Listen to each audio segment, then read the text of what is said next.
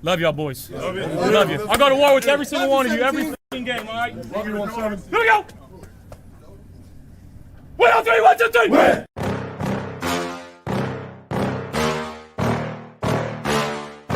Yeah. Please tell me that I can't, that I won't, that I fail, that I'll never make it out, yeah. Please tell me all the bad, never good, fill my head full of every single doubt, yeah. Please say any negative thoughts, I pop off when I hear people say I cannot. I get off to the thought of proving everyone wrong, I won't stop to the top, so you better back off and get lost. I'ma stay loud, stay proud, never running out, never heading south. I'll be spreading out, call it word of mouth, can't put me down, I'll be getting loud. You can have me douse, not what I'm about, have your fucking cloud. It be raining now, I keep making sound, go another round, bitch I'm legend bound, can't stop me now. You don't wanna fuck with me, a slow burn like a disease. Just tell me that I can and show you things that you couldn't believe. Just tell me that I can. Just tell me that I can. Just tell me that I can. Just tell me that I can. It's showtime.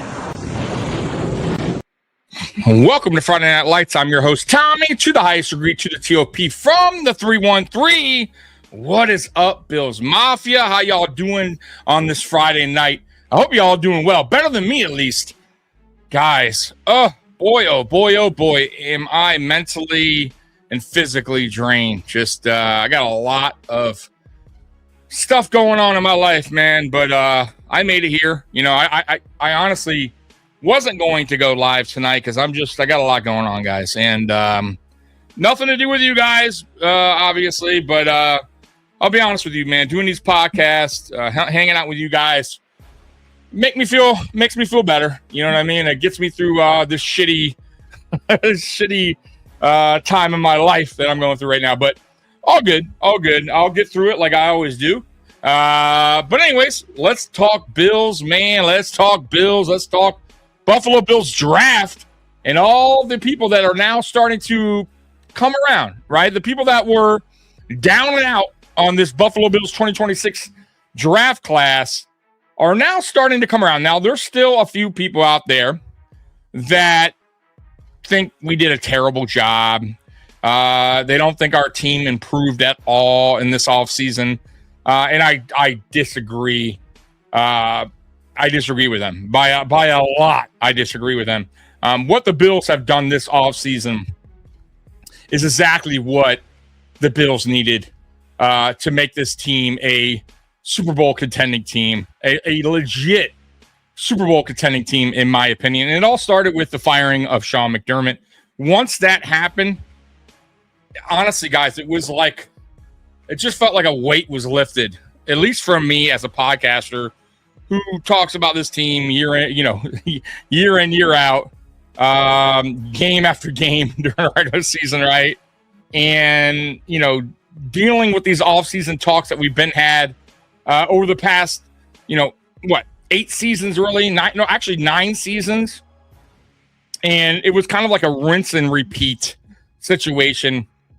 And honestly, I think it was more of us being optimistic with Sean McDermott than really truly believing that Sean McDermott could get this team to a Super Bowl and win a Super Bowl. And at least that's what at least that's how I was seeing it year in, year out after the 2021 season, which, as you guys know, is a 13-second season. So once they got rid of McDermott, that was the start for me. And I knew we had the team. I still know we have the team. I damn well know we have the quarterback to lead us to a Super Bowl. And I truly believe in this GM. I do believe that he built a roster good enough to get to a Super Bowl with Sean McDermott, and Sean McDermott blew it. I will never say that this team under Sean McDermott shouldn't have at least made one Super Bowl. We should have, and we should have won at least one by now. So look, that part was the first part. That was the change that was needed. The second part was what? Adding a receiver, which we did. And then the fact that we did it, and then fans are still not happy about it is mind-boggling. But let me get to some of these chats before I keep going, because you guys know me. I will just keep on, right? Like there is no stopping me sometimes when I get rolling. So let me get to some of the chat real quick. Weston Brewster, what is going on? The Chiefs fan. He says, "Believe in Bean Island, baby." That's right. I still believe. Look. I don't know if many people left Belief in Bean Island after the draft. I'm sure some were thinking about it, but once the smoke has cleared, right? The dust is cleared, the smoke is cleared, however you want to say it. I think Bills fans started to understand what was going on. And I kind of explained that to you guys last time I was on here. Why I had a change of heart really on how this draft went. And I can kind of see, or I can see the big picture. But anyway, let me get to the rest of this. Because look, I'm already started again, right? I just told you I was going to get to the chat, and I'm rambling on. Sandra, what's up, Tommy? You must have been taking your late taking a late nap. No, I was up. It just I got a lot of shit going on, Sandra, personally, and y'all don't want to hear about it, but yeah, I got a lot of stuff going on, in my life. It's just it's rough times, man. It's rough times, but I'll get through it, man. It is what it is. Like we all go through it, right? Like, that's why I'm not trying to get a pity party here. So I think we all been down that road before, and we all gotta pick ourselves up and find a way. And I've been good with that. In my lifetime, I've been through a lot of fucking shit, guys. So this is nothing, what I'm going through now, compared to what I've dealt with growing up. It was a long story, and that's a different type of channel. But maybe I'll write a book one day, and y'all can read about it, because it's an interesting one. Let's see here, Roy. Mind-boggling to you, but maybe not to someone else. Sure. I mean, I don't know. I mean, I never said that, Roy. Once again, I want to make this point real quick too, and maybe that's not what you're getting at, Roy. But I'm not pushing my opinion on anybody, right? Like I want to make that clear, right? I do this shit for fun, right? This is I come on here to honestly kick it with you guys. You guys know, if you know me by now, you've been watching me by now, I'm a chill person.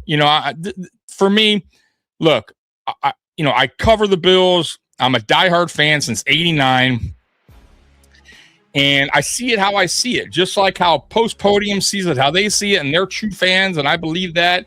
Buffalo Fanatics sees it how they see it. Cover One sees it how they see it. But look, I'm not pushing anything on you guys, and I'm not expecting you guys to agree with me. Like, and I'm also not calling you idiots for having your belief. You know what I mean? So, what I mean by mind-boggling, it's just, I feel like, this team has done what they were supposed to do as far as adding a receiver, and I just don't understand why fans don't see it that way. That doesn't mean they're idiots for not seeing it that way.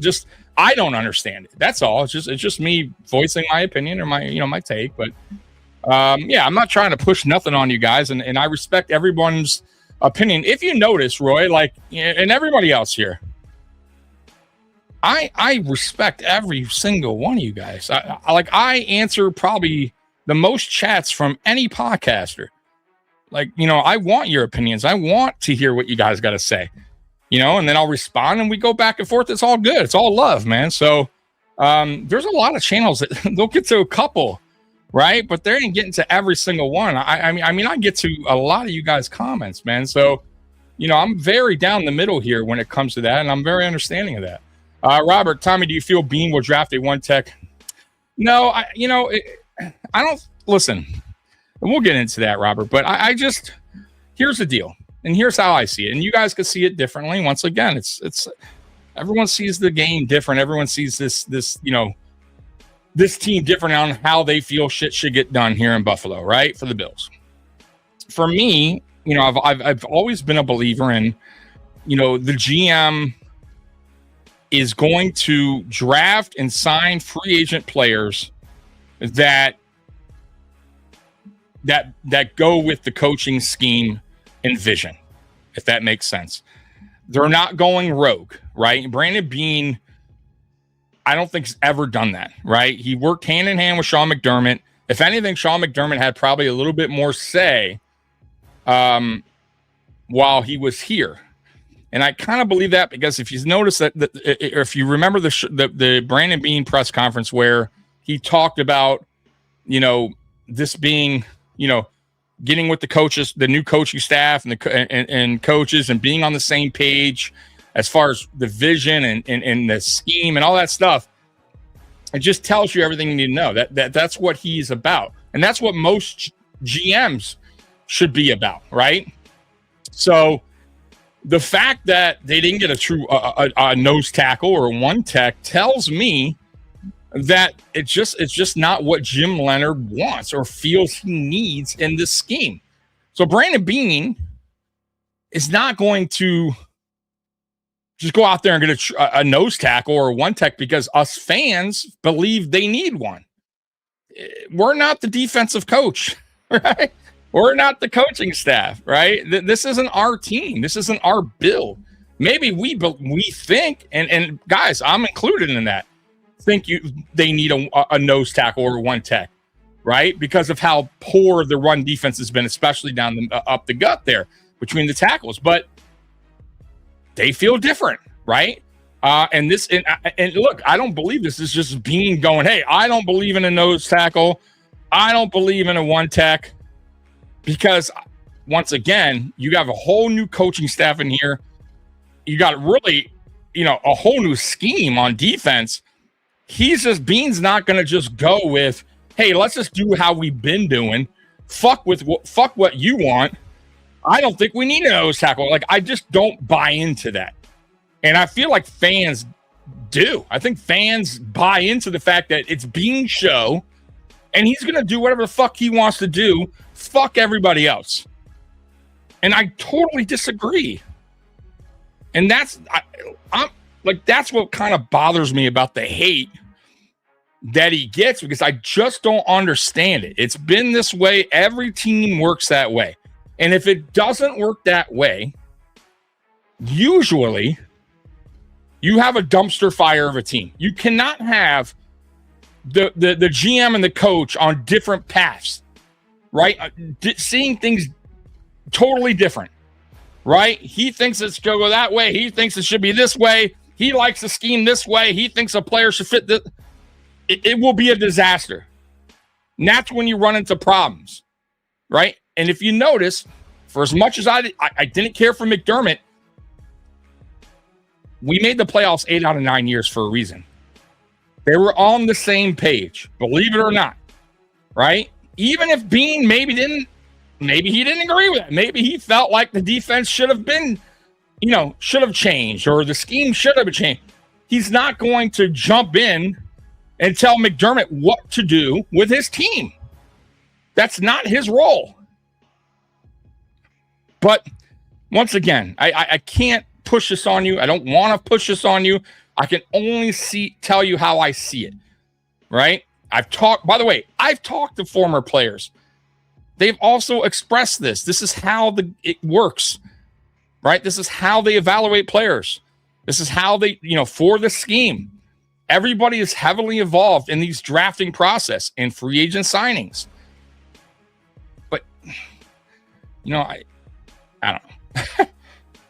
Absolutely. I don't know why I'm getting that. I never said you're not. I don't get it.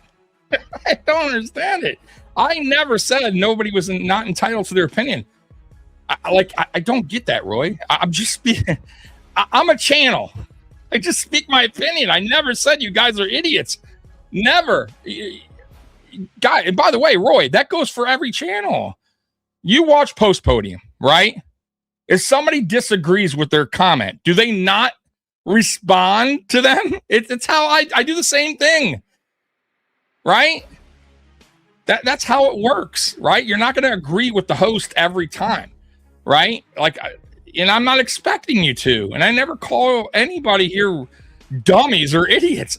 I may say something like I just don't understand it, or it's mind-boggling. Like, I don't get why you don't see it that way, but that doesn't mean I'm calling you an idiot or you can't have your take or opinion. Matter of fact, if I felt that way, I wouldn't respond, or I wouldn't put your comment on the screen. If I didn't care about anybody's comments, I would turn the comment section off, or I wouldn't answer anybody. So I don't get that. I don't understand where you're coming from there. Time of life is full up and downs. Without a test, there's no testimony. Keep going. Yeah, absolutely. Thank you, Sandra. Appreciate that. McDermott had plenty of chances now or opportunities, but when you only want choir boys and refuse doing anything different, you're not going to get a ring. Absolutely true. Spin, maybe if Tommy takes off. Spin, I know you're fucking around. I get it. But because I don't know if you know this, I think you do. I would hope so, because you've been watching me for years. I have an eye infection.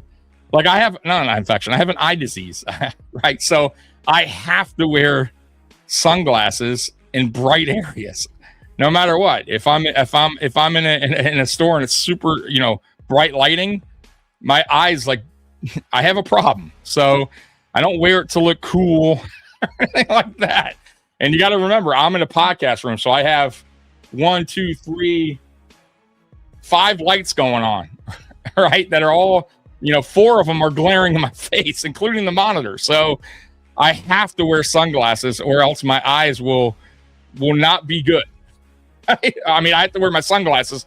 I have to wear my sunglasses, or my eyes will bug out. So that's why, in case some of you guys don't know, which you should, because I've explained this, why I wear sunglasses, right? It's not to be cool or anything like that, right? So, but anyways, all right. Yeah. Anyways, Beane has swept away by the Sam Beane Island. Okay. Look, Roy, fan, I don't care if I joke around with that, obviously, but you don't have to believe it. Look, if you want to be, if you don't believe in this team, if you don't think this is a good roster, if you think Beane is trash, that's your opinion. I don't tell you. I disagree.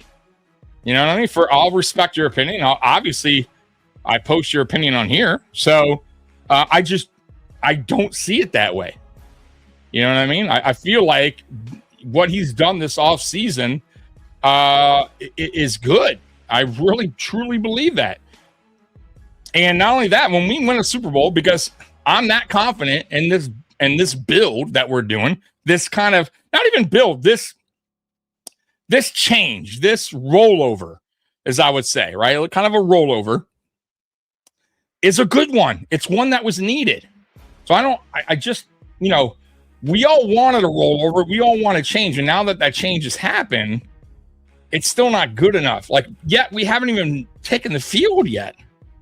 Right? Like, look, I'm once again, I'm not a rah-rah guy. I'm not a homer. I'm not, saying everything is wonderful here. Right? There's things that, of course, that like we can improve on. Like, but isn't that every team? Right? Isn't that every team? And once we get the season rolling, you guys know how we are. You know how we go. On this channel. If even if we win a game, there's things I don't like, I'm going to tell them to you. I'm going to express them to you. I don't hold nothing back. So let's wait and see what the product it shows us on the field before we're automatically saying trash. You know what I mean? Like, or we didn't do good enough. Like, this team's not going anywhere. I don't see it that way, right? And I'm not saying that, you have to believe in this team or else you're not a Bills fan. Not saying that either. I just wish that you would give this team an opportunity to show what they're about with the new additions that they've done and the new coaching staff. You know what I mean? Like, but that's just me. You fan how you want to fan. If you have if you don't see any good outcome with this team, all right, that's on you. I don't know what to tell you. tell you. I think they will sign a vet linebacker soon. They probably will. I like Skyler Bell as a receiver. I do too. Matter of fact, Steve Smith, who I respect, he's done a lot of great film breakdowns on receivers. And, if you're gonna listen to anyone about receiving, it's probably going to be Steve Smith. He had Skyler Bell as his favorite receiver coming out in the draft, which there's a lot to like about Skyler Bell. I feel like that was a steal, right? Getting Skyler Bell. So, that's just me. Question for you, Tommy. How did your mock draft for the Bills line up with Beane's draft? I'll be honest with you. This year did not line up at all. Though I could tell you this, though, Roy. Most mock drafts in every single team probably don't add up either. I've had some in the past where I've gotten a couple right. I had one mock draft a few years back. I had Osiris Torrance and Dorian Williams. So I had two out of, two right. But it's listen, man, it's a mock draft. Like those are difficult. You know what I mean? You players that you want are gone, and it just don't line up that way. So I had none. So,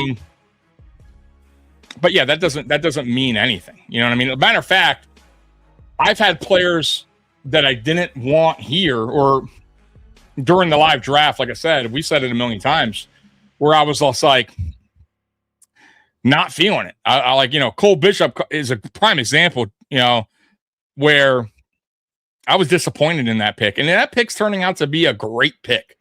I wasn't crazy about the James Cook pick, though I didn't hate it. But I'll be honest with you, I wasn't crazy about it at the time. I was wrong. Like, we're not going to get them always right. You know what I mean? Matter of fact, I've seen content creators, Bills, that were like, oh, so disappointed we passed up on players. And those players wound up doing nothing. Nothing. So we're not always right. Like, just because we feel the team should draft this guy, or we feel that player's going to be an elite player in the NFL, doesn't always work out to be the case. So, but no, I had nobody. To be honest with you, nobody in my mock draft that we landed. Skyler Bell, I had a feeling the Bills would draft him because his name kept coming up, but I never drafted him, and at least I don't think so in any mock draft. The Mad Chatter, shout out, Tommy. What's going on, Mad Chatter? How you doing, brother? Robert, listen to Stevie Johnson talking about Keon Coleman. Things are going good. Yeah, so he's working with Keon Coleman one-on-one. I know Keon also worked with Ocho Cinco for a little bit. So he's getting the help, right? But now I do wonder, is he getting the help mentally? Meaning, because that was also another problem with Keon Coleman's maturity, right? Are they guiding him in the right direction when it comes to maturity, right? To understanding what he needs to do in the NFL to make it as an NFL player, right? You got to be on time, right? You got to do what the coaching staff wants you to do on the field. Like, you can't, even if you feel like you could do more, but they're only giving you, or they're only sending you out there to do blocking or whatever, like, you go out there and be the best blocker you can be on that play then, right? Don't half-ass it because you're upset that you feel like you should be getting more targets. You get what I'm saying? And they need to instill that into him, because even if he doesn't work out in Buffalo, right, he can go on to another team. They're going to see what he did here, right? Either good or bad, right? And that's going to dictate how much he makes, or if any team even wants him. So hopefully he lived and learned from the past, and he moves forward. He has another opportunity to be a better version of himself, period. And hopefully, players like that, who, obviously I respect Stevie Johnson, actually had him on the show here before, can also instill that in him, right? Because there's more than just, on the field stuff. There's also off the field stuff and, maturity stuff that a player needs to learn, right, while on the pro. So, all right, we need a true nose tackle because our bum defense can't get a stop Tommy. Okay, so our bum defense, and I want to explain this, and of course, I don't know yet, Bill. I don't know what this defense is going to look like with Jim Leonard. Was it a bum defense with Sean McDermott? Sure, I agree with you. I can't defend that. Matter of fact, I was telling you guys it sucked. I was never a fan of McDermott's defense. Maybe the first couple years after the 2021, really after 2020 is where I started to question it, is where the defense started to show its cracks, right? Started to crack a little bit. We're like, uh-oh. All right, what's going on here, right? Like, got in the playoffs and the Chiefs absolutely, scorched our defense, right? Like, it's like, things were starting to show right there. Then 2021 happened, right? And I was done. At that point, I didn't even want McDermott here, but he wasn't going anywhere at the time. So this is a new defensive scheme, right? This is a totally different scheme than what McDermott here. So I'm not going to compare what our defense was like with McDermott to what it is going to be like with Jim Leonard. Is that fair? Now, once again, I don't know yet. We haven't seen the defense play yet, right? All I can tell you is it is a different scheme. It's going to be more aggressive. It's a 3-4. We're going out of that 4-3. Matter of fact, so you just kind of run it down a little bit. So, in his defense, right, which is a 3-4, has a lot of pre-snap disguise, post-snap rotation. So you got 3 down linemen, 4 linebackers. That's traditionally what a 3-4 is, guys. If you don't know, now you know. But it also could be a 2-4-5 nickel. Like, there's a lot of things that it changes in that defense, which is what Jim Leonard's defense is about. So it's not just necessarily a 3-4, right? He has 2 high safeties, cover 2, cover 4 shells. Obviously, now we're going to man, which in switching that over from zone. If you look at the players that we drafted, every single player that we drafted are physical, aggressive, physical, and fast. They could cover both sides. They could cover pretty much the whole field, right? And kind of like a hybrid type of player. Even IGB is a bigger corner than what we're used to seeing here under McDermott. 6'2", 190 pounds, great tackler, great against the run, right? This is a different type of defense, right? This is a different type of players. Now, look, the players that we had in the past, which are still here, are going to have to adapt, right? And I believe they will. But if you look at the draft, we are heading into a different kind of direction, different kind of player, bigger, faster, more physical. That's what we're doing. And I love it, right? And that's what I'm trying to tell you guys. Like, you have to understand, this isn't the same defense, right? And maybe they don't believe they need a nose tackle because of the change of the defense, right? That's how I see it. What the hell did I miss? Not much. Me blabbing. Blabbing on. Ed Oliver, Walker, Sanders, Groot can't stop the run. Wow. Well, you're totally wrong, Big Papa Bill. You're way wrong on a couple things. Groot is actually one of the best. I think he was the best graded edge run defender in the NFL last year. Throughout his career, Groot has been one of the best edge run defenders in the league. So you're absolutely wrong there. Absolutely wrong there. Ed Oliver, sure, he's a 3-tech. He's undersized. He's more of a pass rusher. Fine. I get that. Deion Walker, also more of a 3-tech, though they're going to probably put him in the nose. TJ Sanders, look, he was out of position last year. We'll see what happens to TJ Sanders. But on the outside, you're absolutely wrong. Bradley Chubb's a good run defender. Groot is an excellent run defender. TJ Parker, who we just drafted, guess what he was known for in college? Run defense on the edge. He's one of the best coming out of college. So you're absolutely wrong. Like, the edge right now is set. Like, we are probably going to be one of the better run defenses on the edge team out there, right? It's about now stopping the run between the tackles, right? And that's what the 3-4 does. That's why you're getting these linebackers, these aggressive type linebackers that we draft, like Orr, right? Dorian Williams, who's a physical defender. right? You could tackle well. Like, you're going to see, and also 2 safeties coming down in the box. So that's why I feel like maybe they don't believe they need that true nose tackle, because you have this 3-4 type of defense with safeties coming down in the box, showing different type of looks. So totally disagree on the Groot take, by the way. The rest, fine, I'm with you. Kyle Allen should start over Josh Allen. That's my... All right, Roy, you know... Say Roy. Roy. Okay.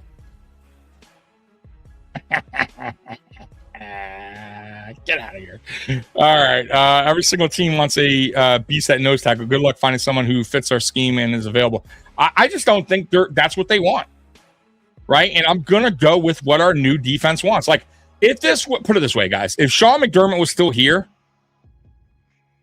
I think we could still be, and I would be on board with what you guys are saying, right? Like, oh man, here we go again, right? Same fucking defense, rolling out the same bullshit 4-3 zone, right? That fucking soft ass zone that he's running out, no nose tackle, no one tech, right?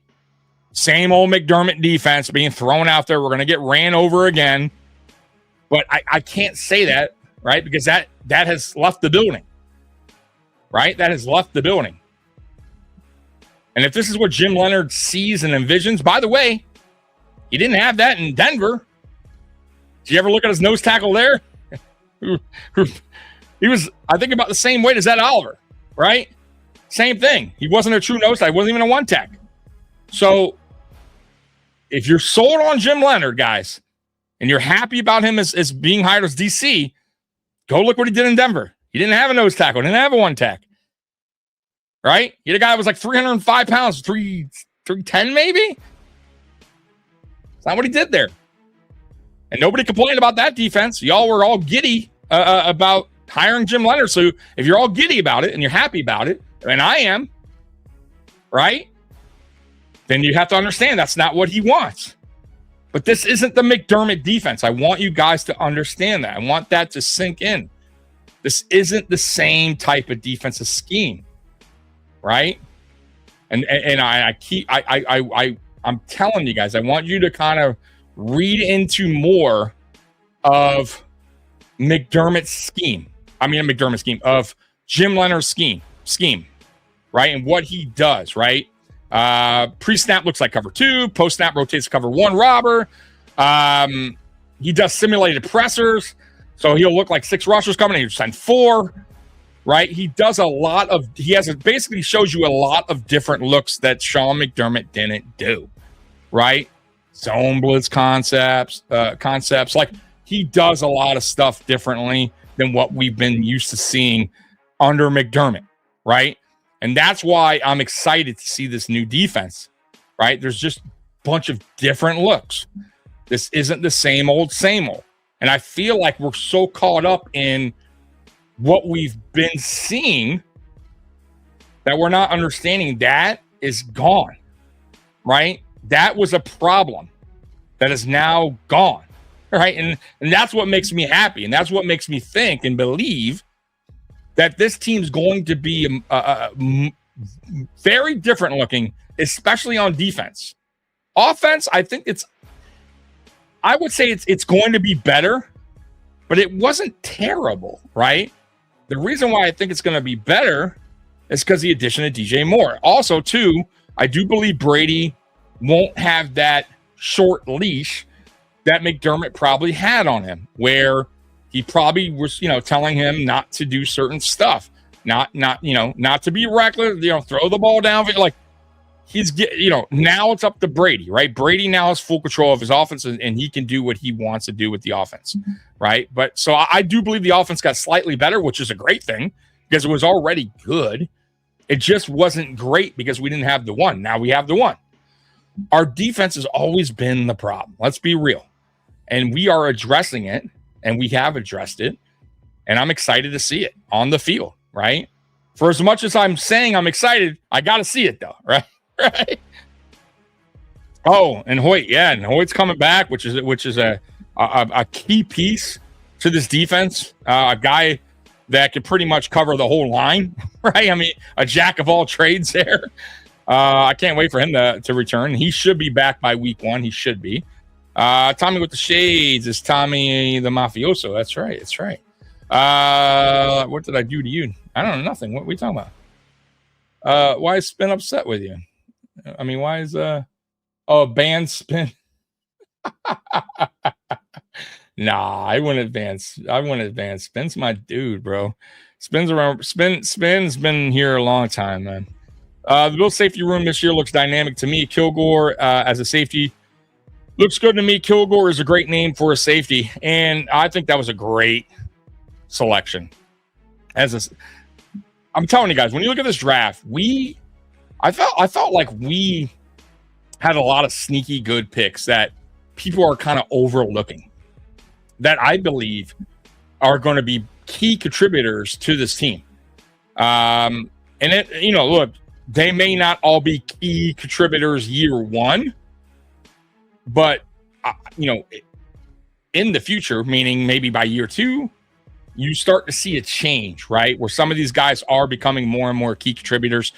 But I still am believing that we potentially may have a few of these players get a lot of snap count or potentially be on the field week 1.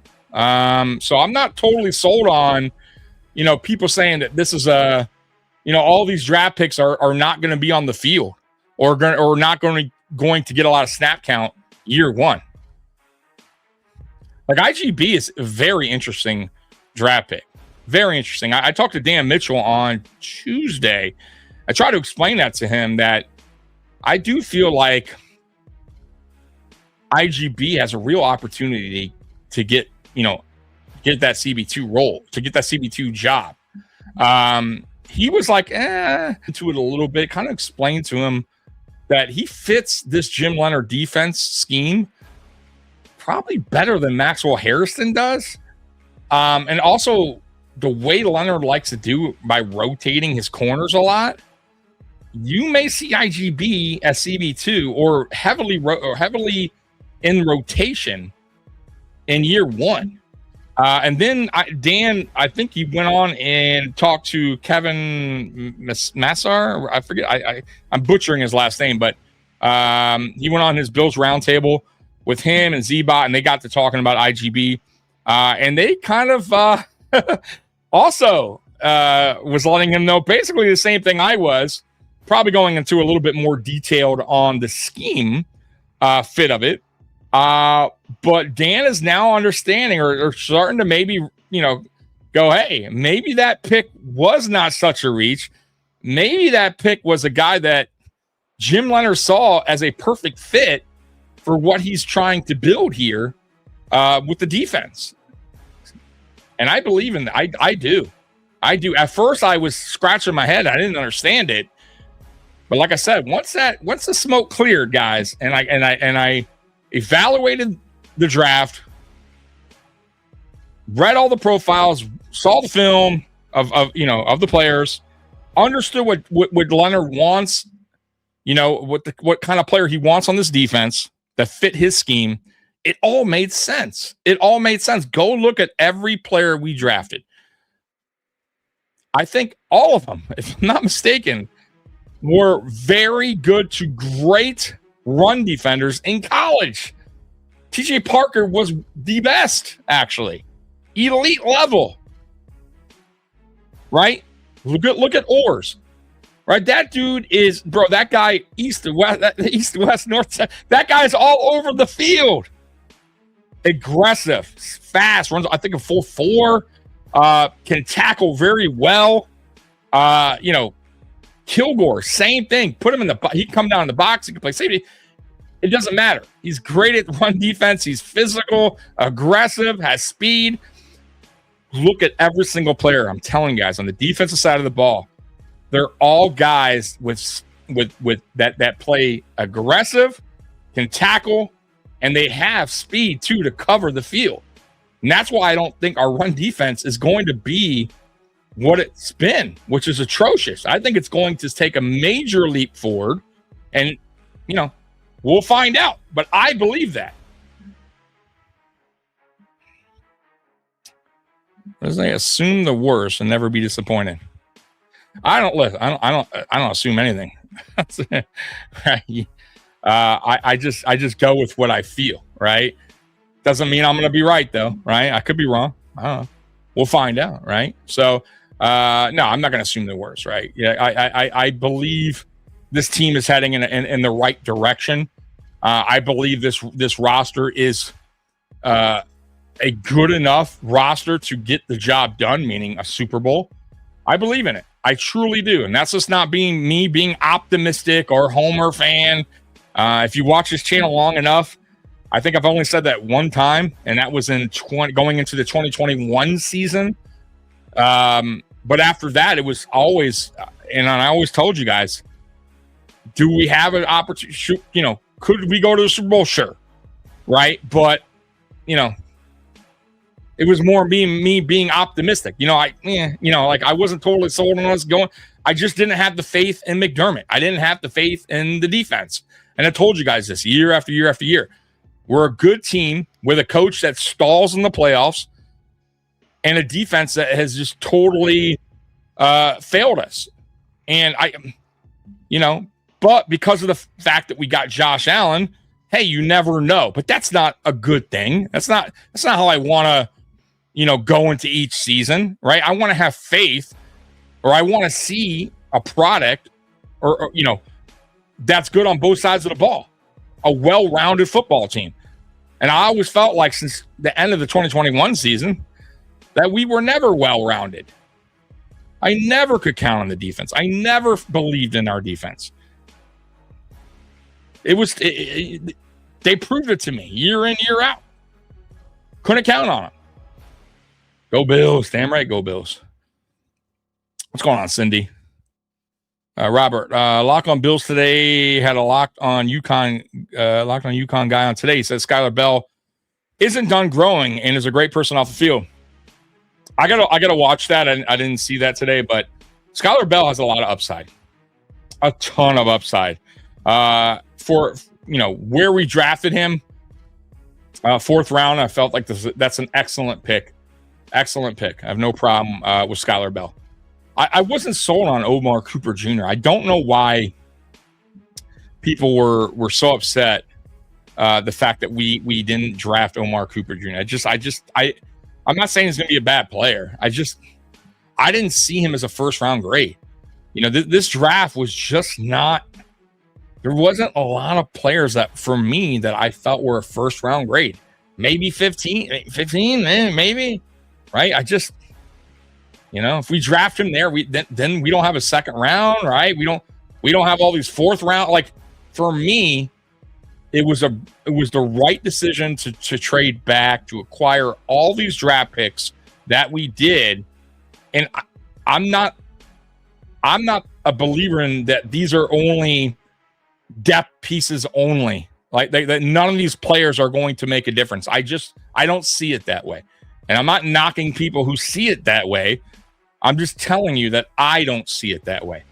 I feel like the majority of these players that we drafted could be key contributors and starters down the road, if not some of them this season. And we'll find out, right? Like, time will tell. After Leslie Frazier left, it went downhill. Yeah. To me, after 2020, it was showing signs of this defense is starting to show its weaknesses, right? 2021 it was a wrap for me, right? It got totally exposed, and year in, year out after that, it was just the better offenses in the league when we faced them in the playoffs knew how to beat our defense pretty much, and it wasn't that difficult. Basically they took what our defense was giving them, which is a lot, because we played very soft zone type defense.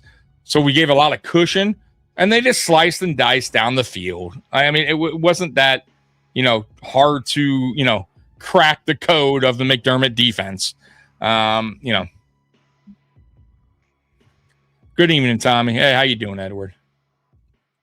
Dawkins will probably play nose tackle. Will be probably playing nose tackle occasionally. Dawkins? No, nose tackle? No. He won't be. Groot's a beast. Groot is really good. I like Groot. I think Groot gets a lot of heat from the fans. Groot is an excellent run defender. He the thing with Groot is he gets a lot of pressure on quarterbacks. His pressure rate is high. It's always high. It's near the top, right, of the league. He just doesn't get home, right? He's around that 7-8 sack each year. It's kind of what he is, right? Now, we'll see if the scheme changes that, right? Because they're going to have him moving around a little bit on the line. So let's see if those numbers go up under the Leonard scheme. Time will tell. Once again, time will tell. Tommy, I am curious to watch the defensive coaches' schemes and techniques. Yeah, exactly. It's a different scheme, guys. Like for me, it's unfair to criticize the run defense when this is a totally different scheme. This is not the McDermott defense, right? This is a totally different look. So let's not judge it as this shitty run defense and going into 2026, because it's going to be a different look right now. Look, I will say this: by like week 3, right, if we're getting gashed right on the ground, then look, I'm with you guys, right? Clearly, they still have an issue, but by week 3, week 4, if our run defense is noticeably better, right? That's going to tell you everything you need to know about the McDermott defense compared to the Jim Leonard defense. I mean, right? If we're getting home to the quarterback more often, it's going to tell you a lot. Right? It's going to tell you a lot. If they wanted a defense tackle, they could have had it. Yes, a nose tackle, right? Yeah, nose tackle, one tackle. Yeah, I agree with that. I was thinking a true nose tackle would help keep the linebackers clean. In past seasons, O-linemen were getting the second level and causing issues. Maybe this new scheme will help prevent that. I don't know, though. Right. That's what I'm trying to tell you. Like, more stacking the box, faster linebackers, aggressive style linebackers that could cover both sides, that cover east to west, right? Like I said, once again, if you look at the defense, even the corner that we drafted, IGB, 6'2", 190, aggressive style play. There's a reason for that. There's a reason why the majority, if not all, the players that we drafted are great against the run, right? They may not be the nose tech that we wanted. They may not be the one tech we wanted, but maybe that's not what he wants in this scheme. He didn't do that in Denver. Denver was a damn good defense. I'll take Denver's defense all day. That scheme all day over what McDermott has given us for the past, five plus seasons, right? So let's see what Jim Leonard has up his sleeve to fix that problem, which was really teams gashing us on the ground, right? We could solve that, which I believe is what this new scheme will do. Then we're good. I do believe that. Our new defense scheme is night and day to McDermott's defense. Yeah, absolutely. Now, once again, we got to see it, right? Like I'm going to be a way different defense, a different look, an aggressive style, getting to the quarterback more, stopping the run more, showing exotic looks that we didn't do before under McDermott. That's going to basically fool the quarterback a lot more than what we did under McDermott, right? So we may give up some big plays, maybe more than we did in the past, through the air because of the aggressive style of defense we're throwing out there. But I'm okay with that. If we can get home more, stop the run better, it's okay to give up a big play here and there. You know what I mean? McDermott tried to play it safe all the time, right? And better offenses knew how to slice and dice us down the field. Plain and simple. And not only that, the players that McDermott wanted are different type of players than what you see coming in to this team now. They just are. Look at the draft. These players were not players that McDermott would have drafted. I promise you. McDermott would have never drafted a 6'2", 190-pound cornerback. A man, it's just wasn't going to happen. That's why I think a lot of people were shocked when he drafted Kaiir Elam. A lot of people, because it didn't really fit into McDermott's defense. And honestly, maybe that's why Elam never worked out here, right? Because that wasn't what McDermott wanted. That wasn't his type of player. That was a surprising pick, knowing that it just wasn't a player that kind of fit his scheme. But IGB is far from what McDermott would have ever drafted here. Not his typical corner, right?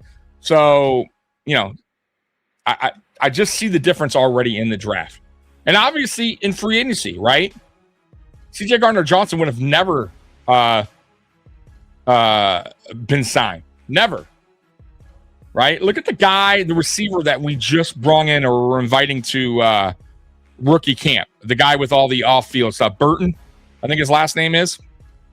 Guy has a ton of off-field stuff going on, right? Or had in his past, right? Kind of like a Keon Coleman thing too, with missing a team flight, I think it was. Like, he had some issues. He had some stuff. He had to grow up a little bit.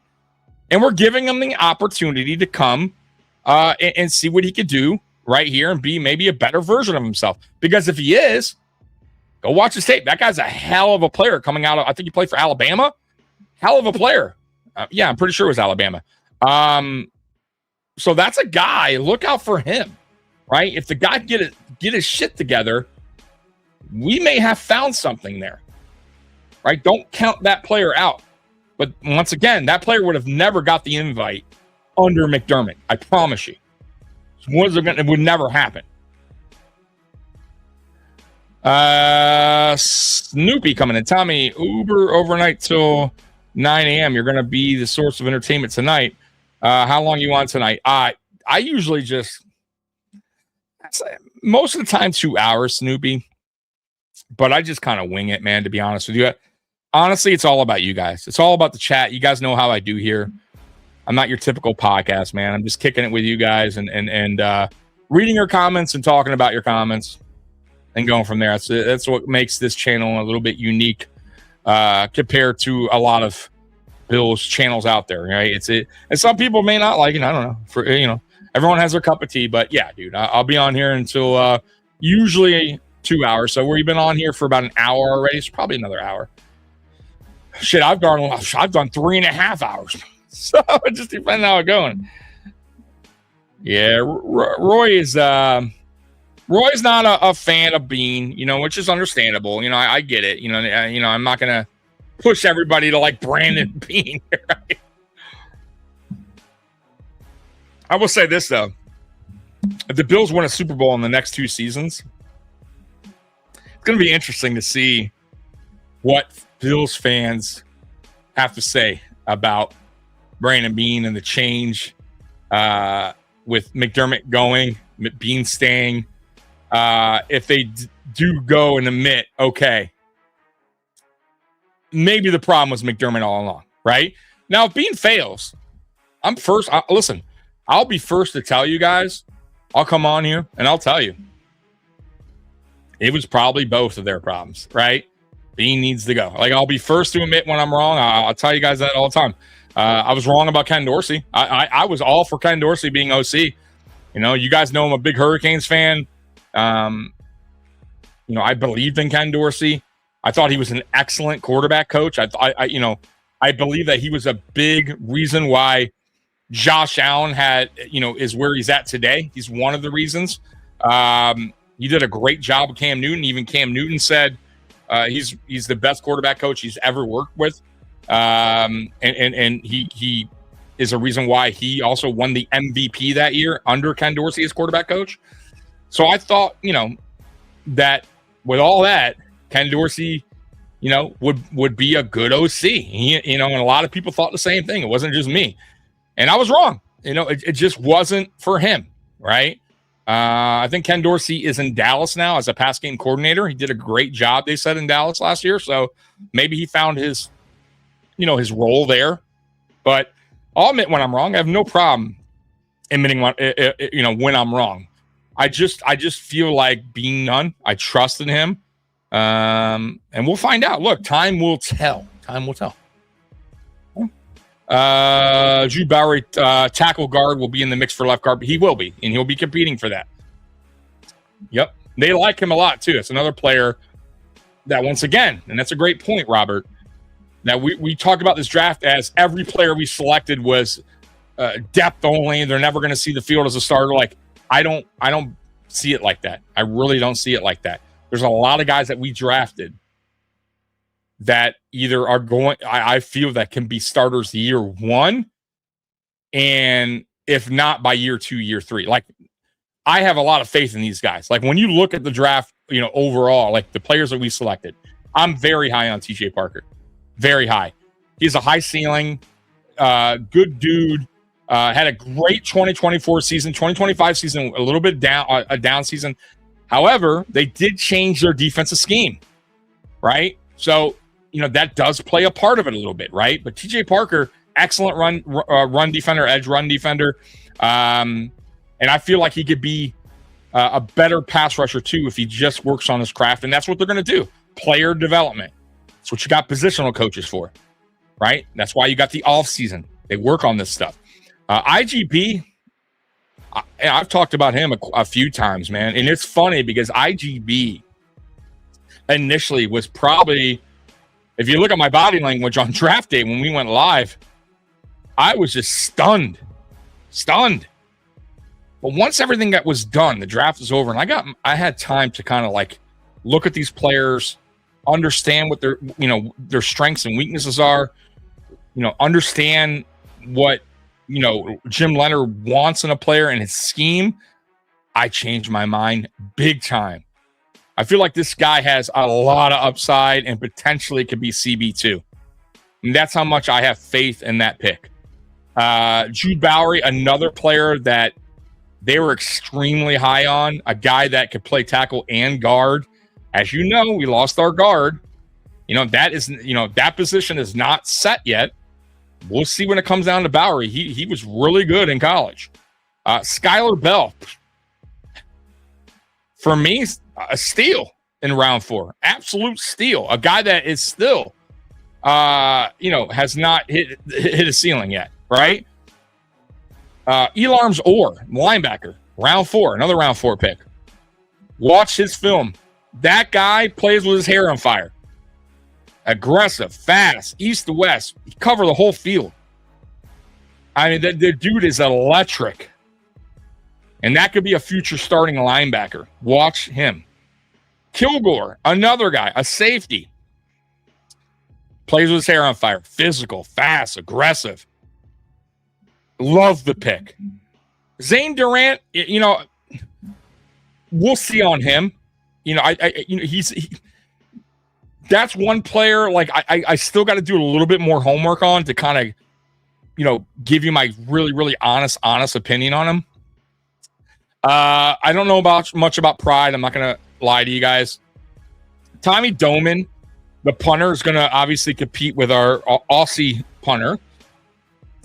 But he averaged 4.5 in college. I believe that was the best in college, if I'm not mistaken, or close to it. So his hang time is great, right? And that obviously works really, really well in the NFL. That's what you want in a punter. So we'll see what happens with that competition. But it was a 7th round pick. And then Reed Adams, I'll be honest, I don't know much about him. I didn't dive into him too much either. So, but overall, man, I gave it a B. And as I've been thinking about my grade on this team, I think I got to bump that grade up to at least a B+. I mean, maybe an A-. Like, I'm really liking it more and more and more as I'm understanding what Jim Leonard's defense, is all about, what he's looking for in a particular player that fits his scheme, right? And that's where, I find it interesting when it comes to players that were drafted in the McDermott era. Are they going to fit in this new scheme, right? Are they going to be able to adjust, right? And I think that's what most fans are thinking about right now. Like when it comes to like Christian Benford, I believe he can, because I think Benford is a really good player who's going to be able to adjust, right? But then you got players like, Ed Oliver, Groot, they're going to have to, change their game up a little bit to work with this new scheme, right? Bernard, right? Dorian Williams, like it's just going to be a little bit different than what they're used to. But these are players that are going to really have to work at it, work with the staff, the defensive staff, to really understand what Leonard's vision is and what he expects on the field, right? Because it is a totally different look than what they're used to. So, it's new for everybody. Kilgore and IGB are a major size increase in the secondary. Both are big boys compared to Teron and Trey. Absolutely. Have you seen? I'm telling you guys, look at the draft. Look at the players. Look at their strengths. Most of these players are, like I said, they're bigger, they're faster, they play physical. It's not really what McDermott wanted here. It's just not. It's not what he had here for the longest time. Not the kind of players he drafted. It didn't really fit what he wanted. Officially all years for the night Tommy on the road. May chat when I have slow moments through the night. I got you, Snoopy. Appreciate you rocking with me. No bones. We have guys in-house already to play the one tech Loge. That is correct. Mathis is an interesting player. I saw flashes last year. Carter's the only one I'm not totally sold on. Going to be honest with you. I haven't seen enough from him to be sold on him, if that makes any sense. But what I saw from Mathis, and that's a player that we wanted up picking up in the season, in the middle of the season sometime. He had flashes. So that's a player definitely. And Logue, we've had him a couple years now too. So we'll see. But Mathis is an interesting one. And I got to say too, we're not done with free agency. So we'll see who we pick up. If we're going to pick up, I believe they will pick up a couple more players on free agency, but we'll see. We did pick up a fullback from the Eagles who is like a Swiss Army knife. He actually played defense as well. So the guy could do everything. So interesting to see what they wind up doing with that player there that we got from who's the Philadelphia fullback. Good Friday to everyone. Hope you are doing well. What's going on, Red Furnace? How you doing? Steve, Lynn in the building. Maybe Zion, Logue, and Mathis are one text. That's the coaches like. Maybe. Yeah, I think Mathis maybe might be the front runner there. Maybe from what I saw last year, that's more of. I felt like he had his flashes, Steve. If that at least from what I saw. But Logue's not bad either. I just don't know if they value that. It just doesn't seem like that's what Leonard's, going for. I mean, he didn't have that in Denver. You know what I mean? Like, if you look at his Denver, like, the nose tackle was, like, undersized as well. Like, that's just not what, his scheme is. So, I don't know if we even are going to look for one. You know what I mean? I think they just probably, like you said, go with Logue or Mathis. But we'll find out. I'm just not sold on Carter. Red Furnace, my boy Tommy. What's going on, Red? Jermaine Burton reminds me of Chase Claypool. All that talent with 99 problems, though. Yeah. So I'm with you. I'm with you on that. Like Claypool, I would say the difference between them, though, is Claypool actually had, I think, didn't he have a decent season with Pittsburgh? Burton never really had that in Cincinnati. Because he kind of just ran into early problems. I think he was there a couple of years. And it wasn't like crazy off-field stuff. It was just immaturity, missing. I'm telling you, it was a lot like the Keon Coleman situation.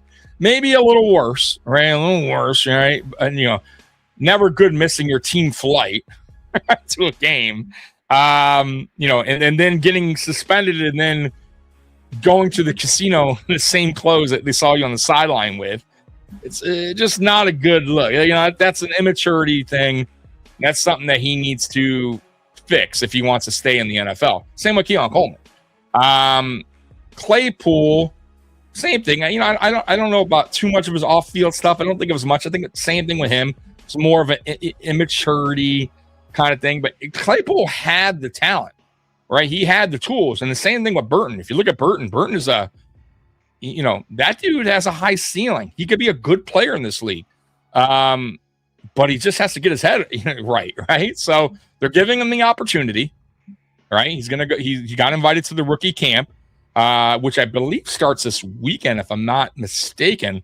So that's one to watch. That's definitely a player to watch to see what happens. I'm very curious what happens when it comes to Burton, because once again, if the guy can get his head on straight, he has all the talent in the world, right? And maybe there is another receiver that we didn't expect to contribute in this 2026 season.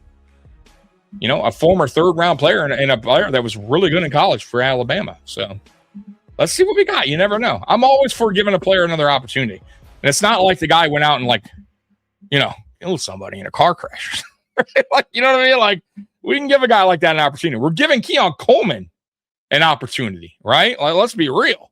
And if we're going to compare the two, Burton has more upside than Keon Coleman. And I like Keon Coleman.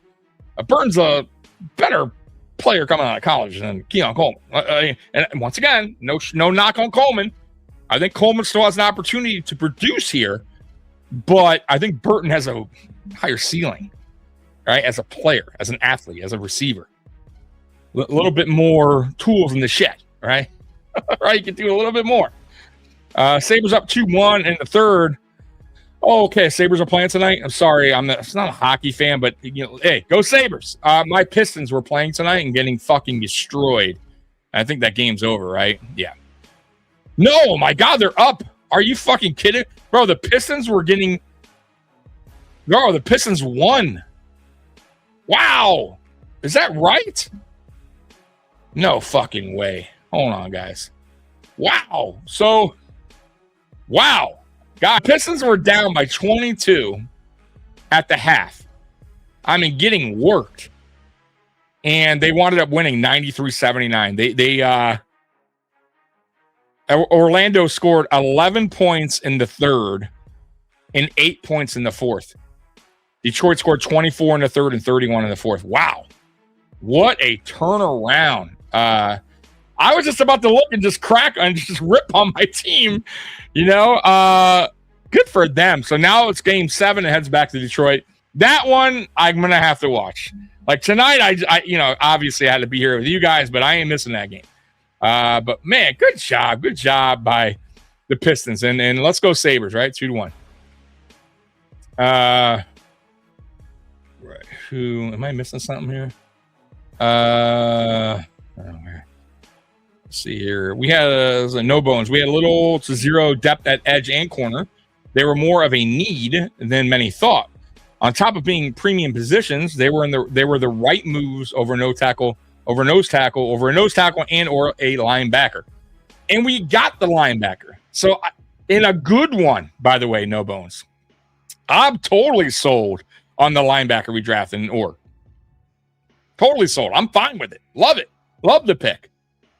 But you're right. Like, guys, go back to last year, right? When we started, Harrison got hurt right away in camp.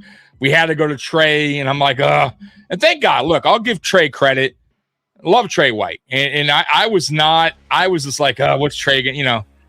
He's lost so much, a major step, right? Because of the injuries, his age.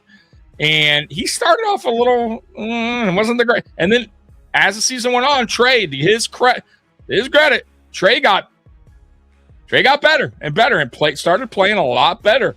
And it wound up being a very good off-season pickup, right? Because, boy, with Harrison going down, we had Dane Jackson. Right? But what happened, right?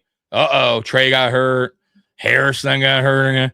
And now we're down to Dane Jackson, right? Like, it just wasn't pretty. We didn't have youth, right? And everybody's been also, too, preaching about youth. And I'm with it. I'm totally with it. It can't, about how old this team's been, right? Under McDermott, going after older players constantly in free agency, AJ Kleins of the world, keep going back to Jordan Phillips and,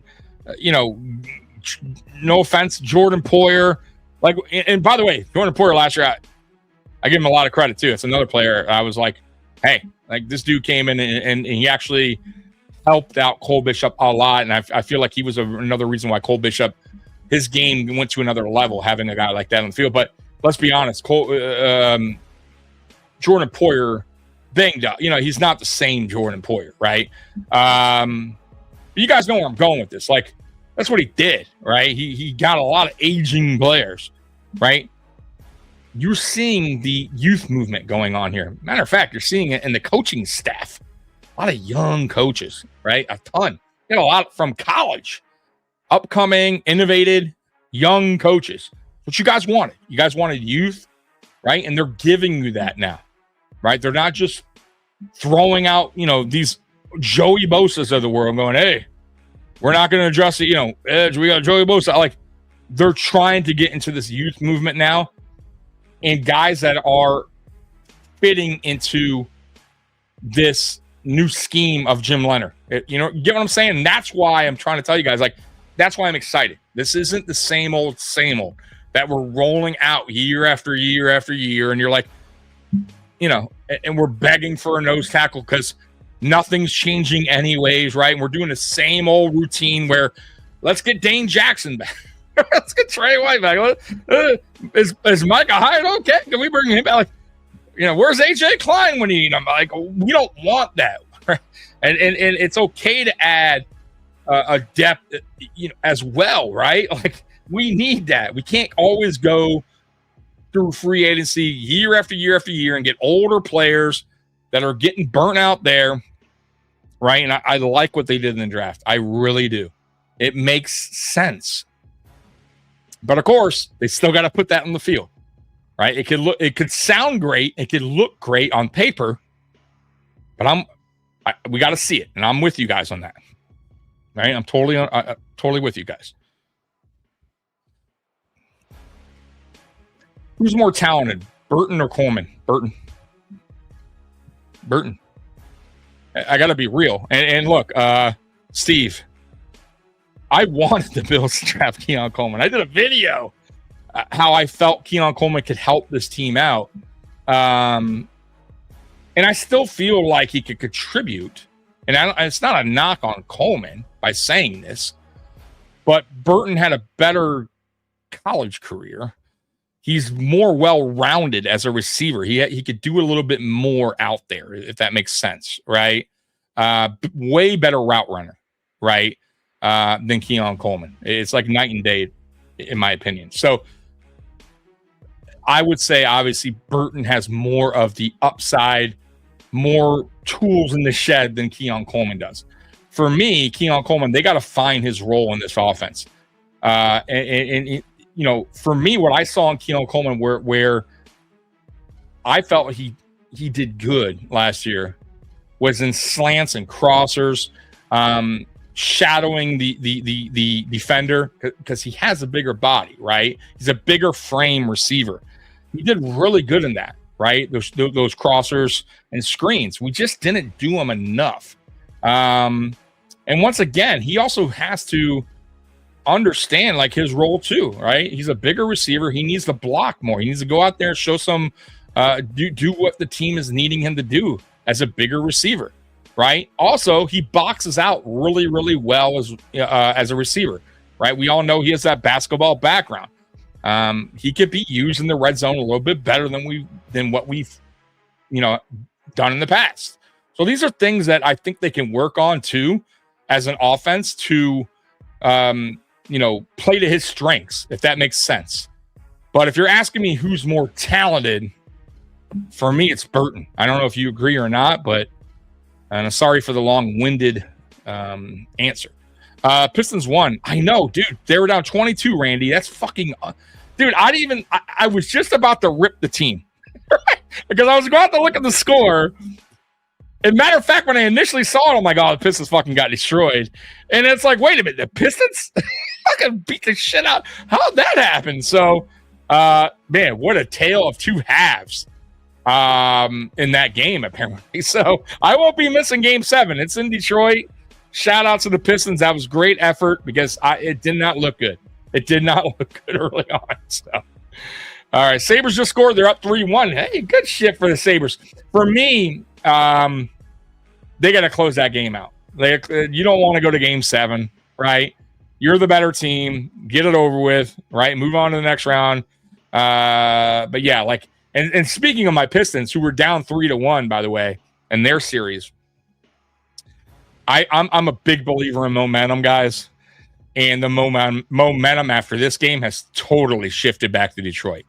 I just can't. I don't see how the Pistons won't win that game 7 in Detroit. Like, that had to have taken the wind out of Orlando. They probably gave everything they had tonight being in Orlando, and then being up by 22 at the half just to go and lose that game and get destroyed.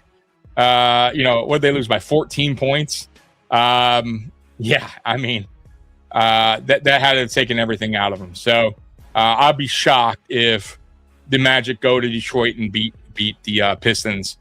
With all that being said, I don't see it happening. So let's see if the Sabres can hold on, because you never want to go to game 7, move on, go on the next round. So, and plus, like I said, game 7, man, the momentum's going in the Boston favor. That means they would have won 2 straight. Never good.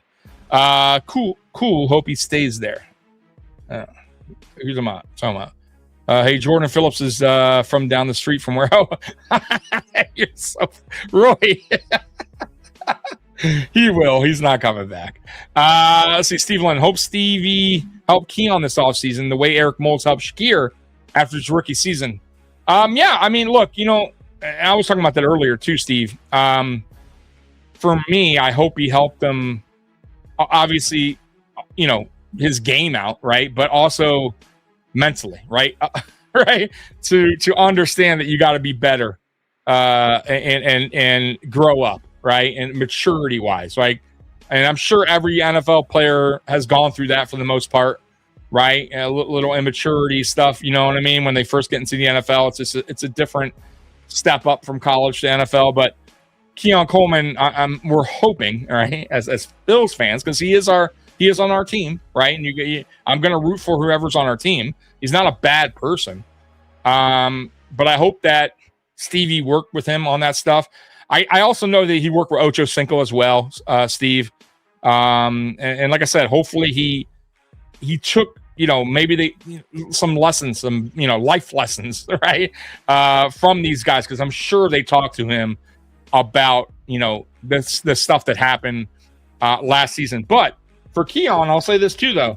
McDermott's gone. He's out the building, right? The guy that you had friction with, and let's be real, they probably had friction, right? That wasn't just an overnight thing. Like, I'm sure Keon probably didn't really like Sean McDermott, and I'm sure Sean McDermott really just had a really short leash when it came to Keon Coleman. So now you got a fresh start, right, with a younger head coach who probably understands you a little bit more.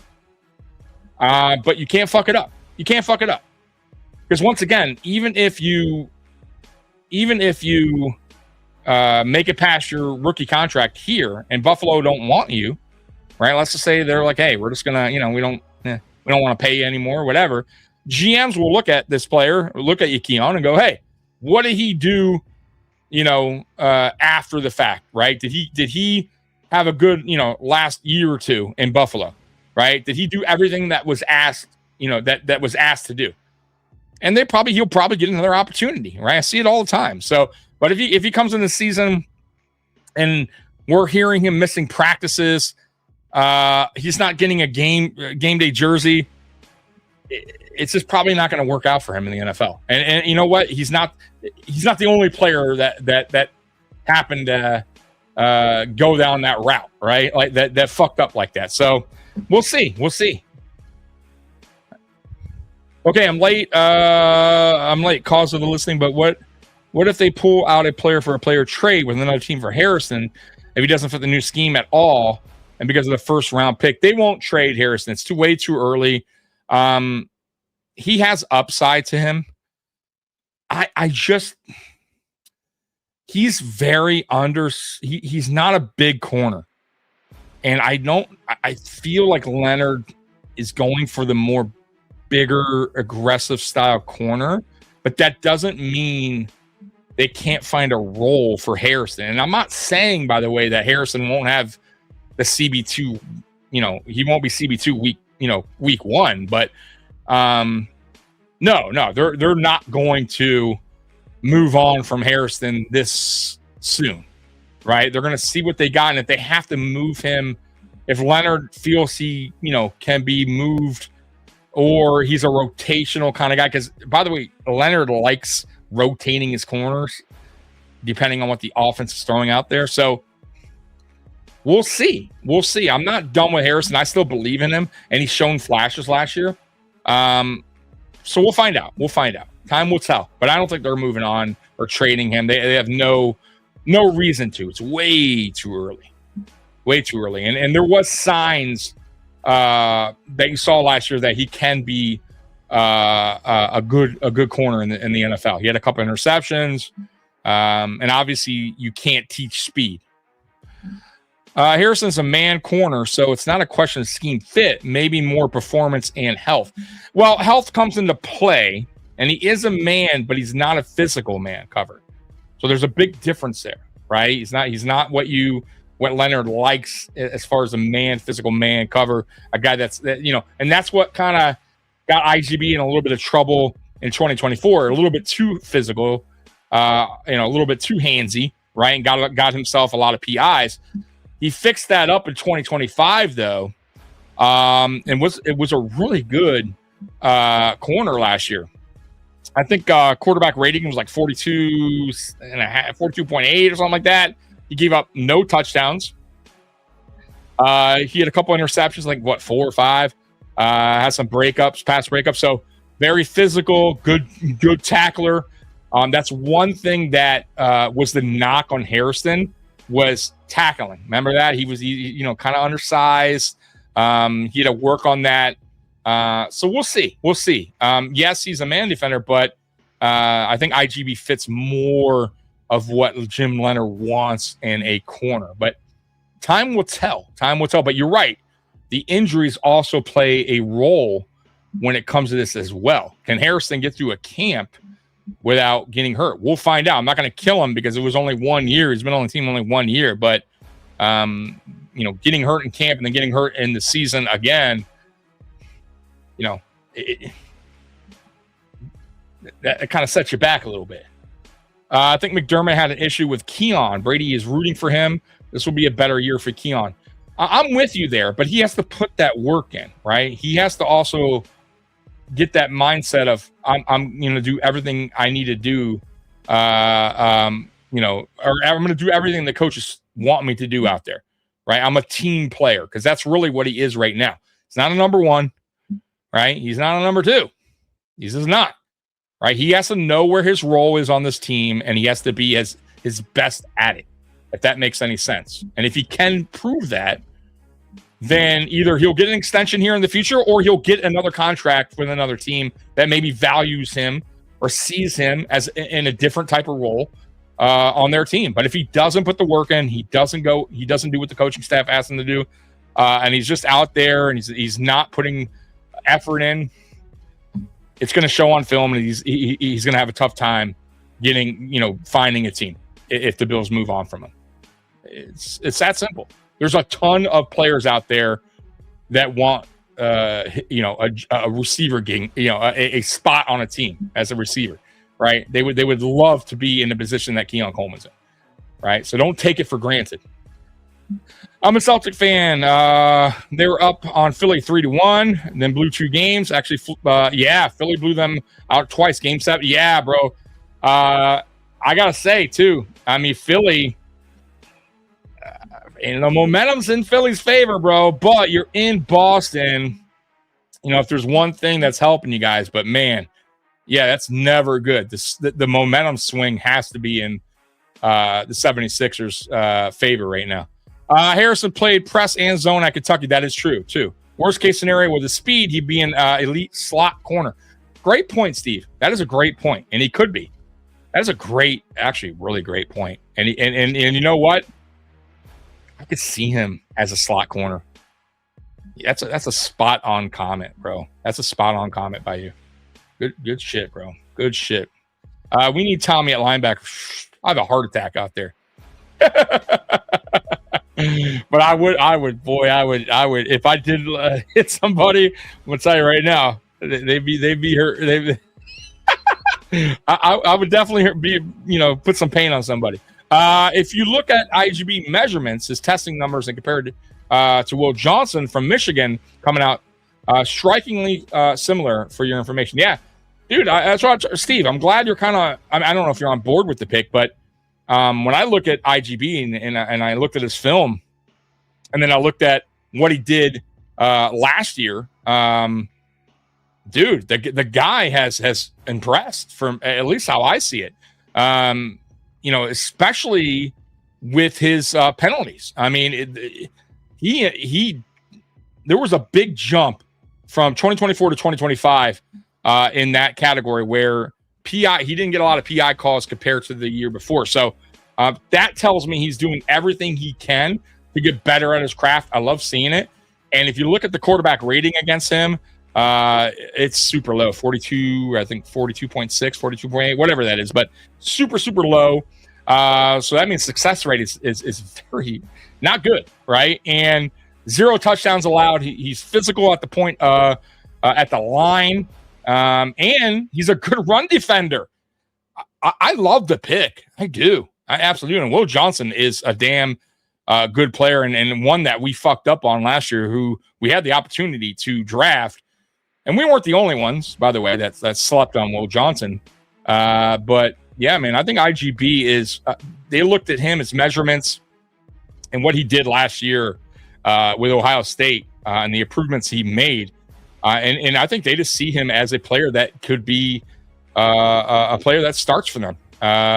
If not this year, next year. But I just have a weird feeling, a gut feeling, that IGB is going to be your CB2 to start the season. And, I'm not going to hate it. I want the best players on the field. I don't give a fuck if they were a first-round pick or a seventh-round pick. I don't give a shit. All right? Throw out the best you can out there. And let's go get a Super Bowl. Plain and simple. I'm not that kind of fan who, is going to get mad because, Harrison was a first round. He needs to be out there. No, he doesn't need to be anywhere. I want the best player out there, period. It doesn't suck that we drafted him first round. Sure, but who gives a fuck about that? We have a player now that is better and could play right now in his position. I'll take it. It's about winning. That's all I care about, winning. Worry about that shit down the road. Give 2 fucks about that. And like Steve Lynn said, with his speed, he definitely could play the slot and probably do great. Probably be great at it. So it's possible that it winds up working out for Harrison and for IGB in this defense. What if you trade not just because we don't want him, but because the value, maybe a 27 picking a player? I'm just thinking his value. Now, they're not going to get rid of him. He still has that electric 4.2 speed. I think it was 4.27. He can be used. And like Steve said, his value may be at the slot role. So we'll see. But I'm not getting rid of a player like that yet. He's not. He hasn't shown. There's not much concern right now when it comes to him. I still feel like he has a lot of upside. He just needs to stay healthy. You know what I mean? But they'll find a role for him on this team for sure. Keon, yes, work on the field during the season. We already tried the off-season greatness. Yeah. As opposed to later versus getting a cornerback who's a sure thing. Yeah, and I look, and they may feel that IGB, is. They may see everything, his measurements, his analytics, like everything that he did in college. By the way, playing for Ohio State, he saw competition, right? It's not like he played for a small school and we're just judging him on he didn't play any good or real competition. He played real competition, right? And he did an excellent job, right? So there's that. You got to also consider that, right? And I think they just looked at everything as measurables and what he did on the field and how he improved as far as his passing, the penalties, which was the concern in 2024. Well, he changed that in 2025. So I have no problem with the pick. I really don't. I mean, I see now why they drafted him. I do. I have no problem with it. Let's go Buffalo Sabres. Are they still up 3-1? I haven't looked yet. What up, Bob? How you doing, brother? Appreciate you rocking with me. Sabres up 4-1. 2 minutes left. On to the next round. That's great. Hey, not a hockey fan, but congratulations to Buffalo Sabres and you guys out there that watch hockey, that love the Sabres. I'm happy for you guys. I am, man, because I know the Buffalo Sabres have been a disappointing team for a while. And, I'm always happy, for that. So when a team can turn it around. So congratulations, Buffalo Sabres. You're making Buffalo proud. 4-1, let's go. Steve coming in. Think about IGB. His technique and timing was off often. Was a lot like McKelvin when he was young and didn't know how to turn his head, locate the ball. That was the big issue I saw in games. Well, yeah, I mean, I saw that a little bit in 2024, and from what I read as well, that's why he was getting a lot of PI calls because he wasn't getting his head around, and he was kind of bodying up the receiver or getting there too early because he wasn't turning his head around. But I from what I saw in 2025, and of course the things I've read, he improved with that big time. Now I will say this though, watching his film, the 2025 season, he did get away with some questionable calls, non-calls. Like, just saying. So that, in the NFL, there were some plays I saw where they probably wouldn't have been PIs. But here's the deal. This is what you got defensive. This is what you got coaches for, positional coaches. This is what the offseason is all about, right? Player development. And it's huge for players coming out of college. And if you don't have the right coaching staff in place, these players are never going to develop, right? It's just how it works, right? So, I believe in this coaching staff. I like the guys that we brung in, that we hired on the defensive side of things, and they'll correct them. They'll correct his mistakes. They'll fix the mistakes.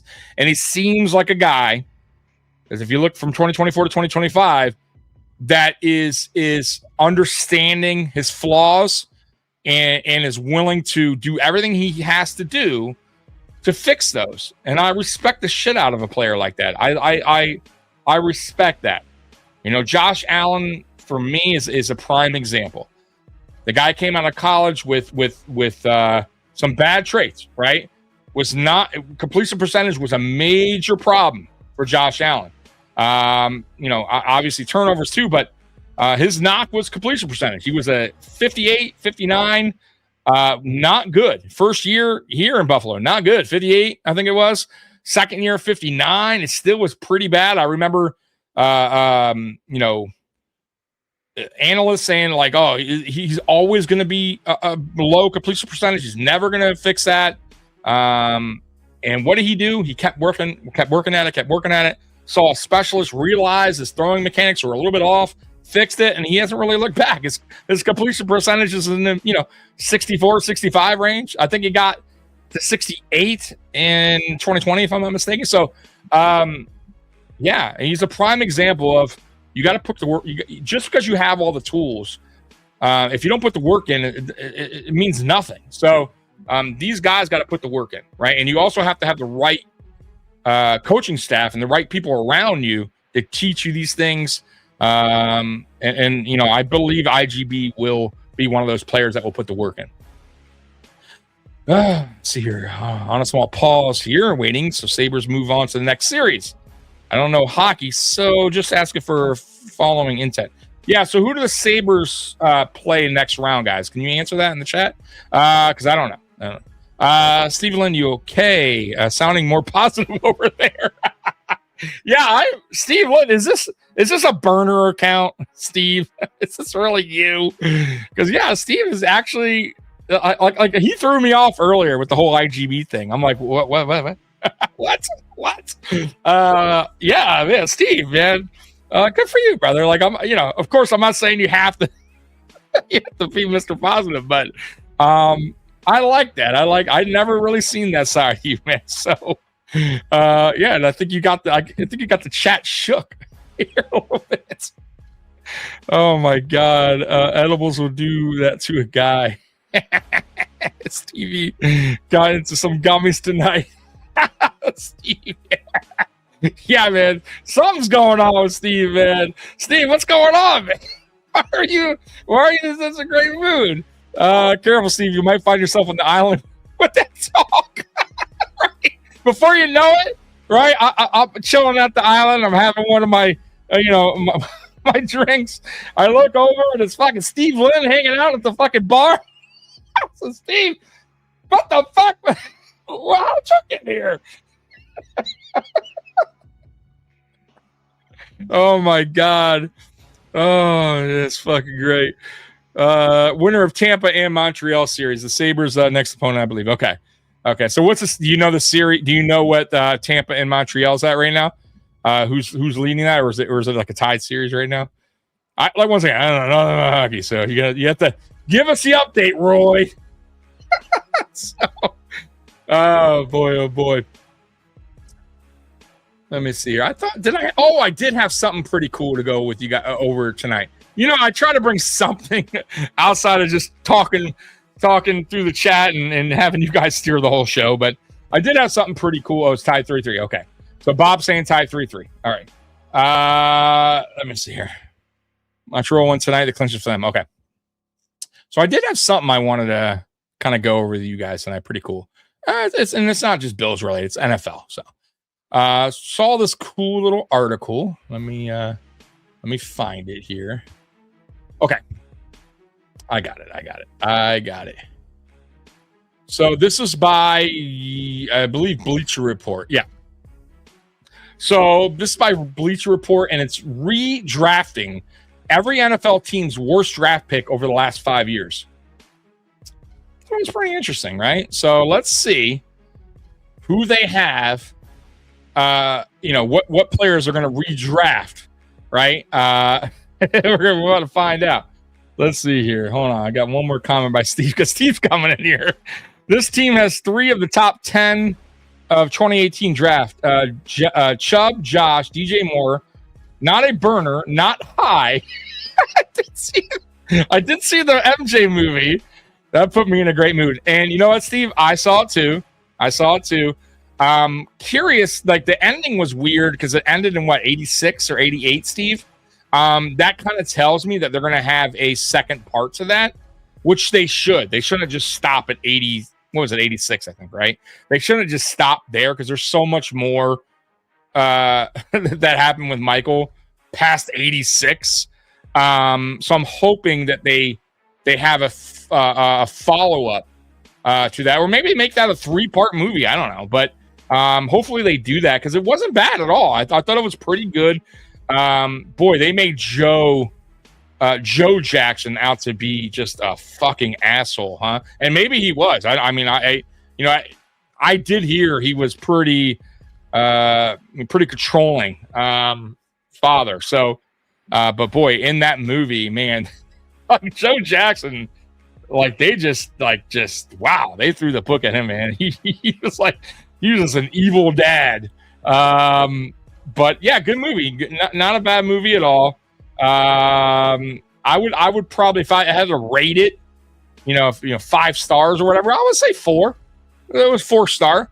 Hopefully, if they make another one, they get a little bit more into, the allegations and all that stuff. Like dive. Now, will they? I don't know because that's ran by Michael Jackson's team, that movie, and they may keep that stuff out, but I would hope they would put that in. But man, it was a good movie. Good movie. Roy, Montreal up 3-2 after OT lost tonight. Okay. With the money they made, part 2 is coming. Trust me. Okay. They cut out a lot because of the legal things. Part 2 coming next. Okay. So that's what I thought, because it was just weird to end it at 1986. IGB or whatever. Just go with IGB. right, Vader. So he likes to be called IGB. I mean, it's what he said. And for me, thank you. Like, I cannot pronounce your last name. IGB will work for me. So, yeah, I'm good with that. MJ Last Dance or MJ Michael Jackson. No, it was a Michael Jackson movie. I think it was just called Michael Jackson, right? I think it was just called Michael Jackson. I could be, or no, it was called Michael. I don't fucking know the name of the movie. I think it was called Michael. But it just came out. It's in theaters, actually. But you know, you could find movies at home. you could get around having to, you know, go to the theater. You don't have to go to the theater if you get my drift.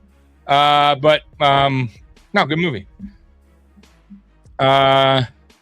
Right over time, thought the series tied 3 apiece. Yeah, I don't know shit about hockey. Okay, so let's get into this. And then I'm going to get out of here because we're on about an hour 40 minutes right now. So we're going to redraft, or not we, but Bleacher Report is redrafting every NFL team's worst draft pick over the last 5 years. All right. So let's get to it. First up, Arizona Cardinals. So, original pick, 2020, linebacker Isaiah Simmons, 8th pick overall. However, the Clemson product ended up not having a natural position in the league and was eventually traded for a 7th-round draft pick. Simmons is currently on the Green Bay Packers, where he'd be fighting for a roster spot. You see what I mean, guys, about draft picks? And, you know, you would think this guy, you know, in 2020, 8th overall pick, right? I'm sure if you go back to that draft, that analysts were telling you what a great pick this was. He compares to this player. He compares to that player. You know, the Arizona, they make the Arizona Cardinals so much better. And look, they wound up trading for a 7th-round draft pick.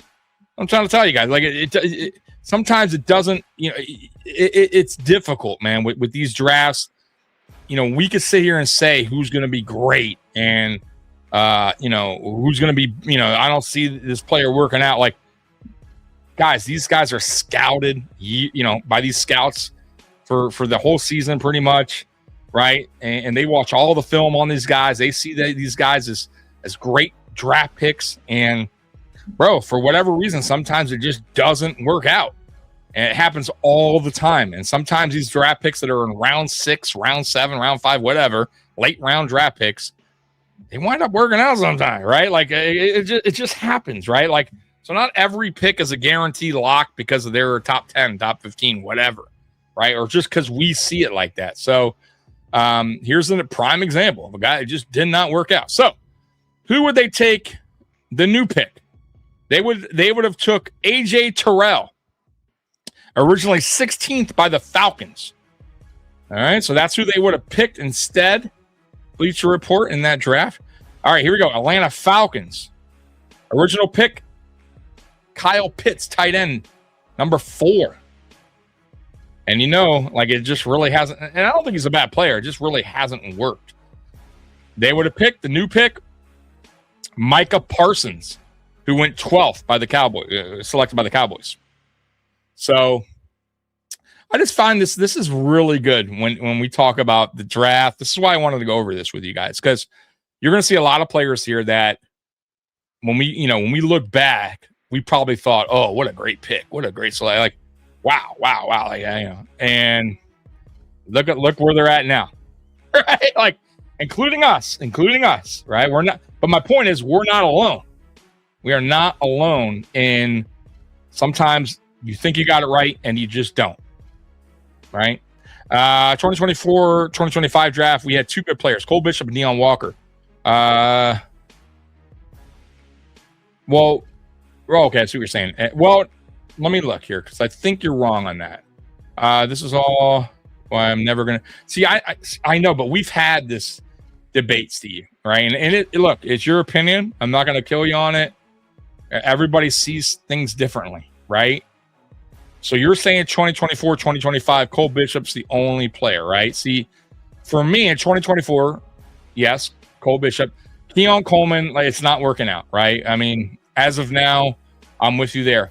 Ray Davis, though, for a 4th round, he led the league last year in kick returns. He's a good RB2, right? Let's be real. He's not a bad RB2. So I would include him in that draft as being a good pick, especially for round 4. And I go by production, right? What have you done? What have you contributed to this team, right? And Ray Davis clearly has contributed. He has. You can't knock him for that, right? And he's a round 4 pick. So I would disagree there. In 2024, I believe we have 2 players that have worked out. We also have questionable players in that draft, right? We don't know yet about SVP, right? We'll see. Offensive lineman, and then you go into 2025. These are all question marks, so I can't really say they're like it's too early. You're right. Harrison too early. Sanders too early. All of them, even the good ones, even Deion Walker, who had a good season. It's still too early to, after one season, I can't really go there yet with him. Hancock also is a player that is interesting, but these are all question marks. Jackson Halls, you can't deny what he did last year. He was for a round 5 tight end. That was a great pick, in my opinion, right? He produced. And yeah, so the verdict's still out. Now, Landon Jackson, will he fit in this new scheme? Can he get his shit together? He has the tools. He just is so raw. I don't like the fact that he has all these ACL injuries dating back since high school. So that's a shaky one for me. But, when I'm looking at that, those 2 that you mentioned, 2020, 2024, 2025, I feel like 2025 is just way too early, brother.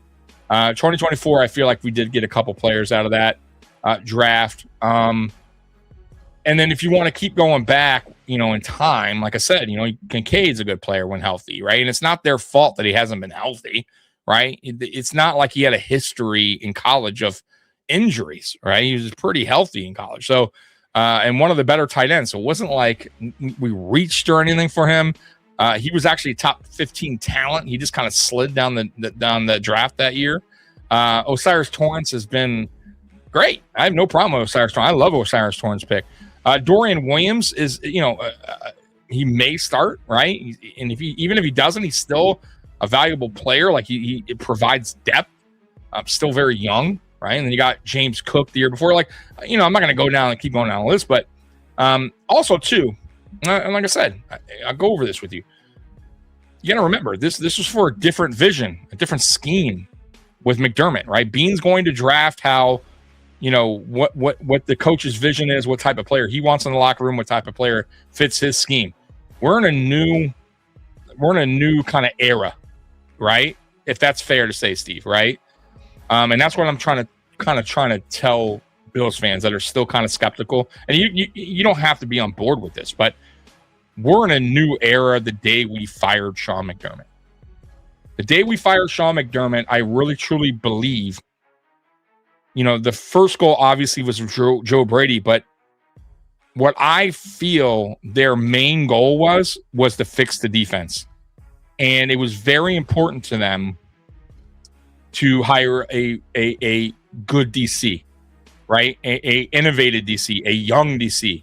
And not only that, but to go out and get younger defensive-minded or defensive coaching staff out of college and even in the pro, some of these younger guys that all are innovative. They have a lot of upside. A lot of these guys are going to be future DCs, highly regarded. And then they went out and got, of course, some veteran coaching just to have, right, in the coaching room. So point being, this is a new era as far as the defense goes and as far as the vision goes of what type of players you're bringing in here through the draft and free agency. And that's why I'm excited. That's all I'm saying. Right? And like I said, you don't have to believe in that. I'm just telling you how I see it.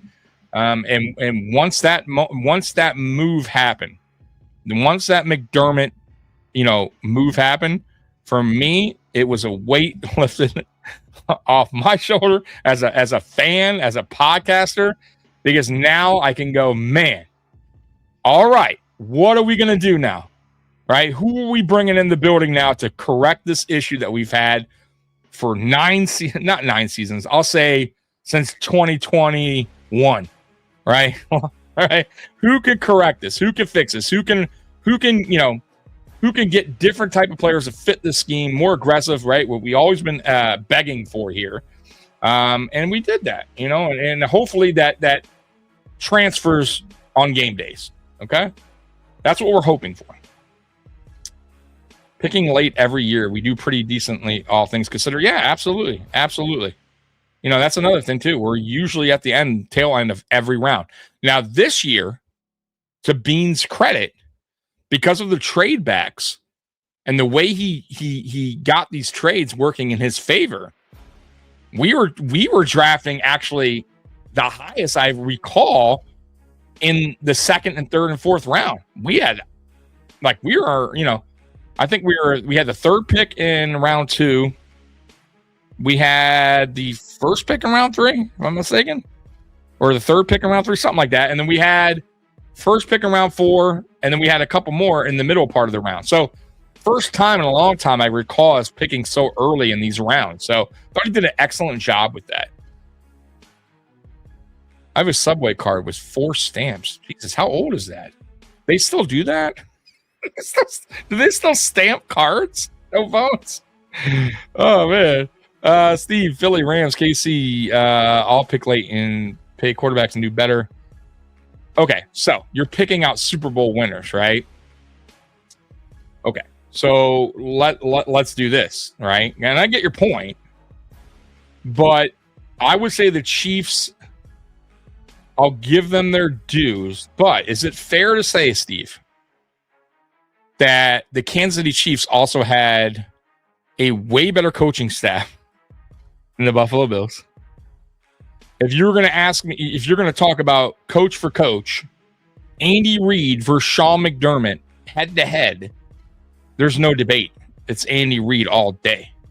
If you're going to debate who's the better defensive coordinators, right? Sags or Bobby Babich / Sean McDermott, it's right. You got to give it to the Chiefs all day, right? Let's be fair. If you're going to look at the AFC, because that's what we're in, not the NFC. So now I'm gonna take away Philly. Now, by the way, the Rams only won 1 Super Bowl. Philly has won a couple. I'll give them credit. But if we're going to stick in the AFC, because that's what we are, and you're going to go through every single team outside of Kansas City,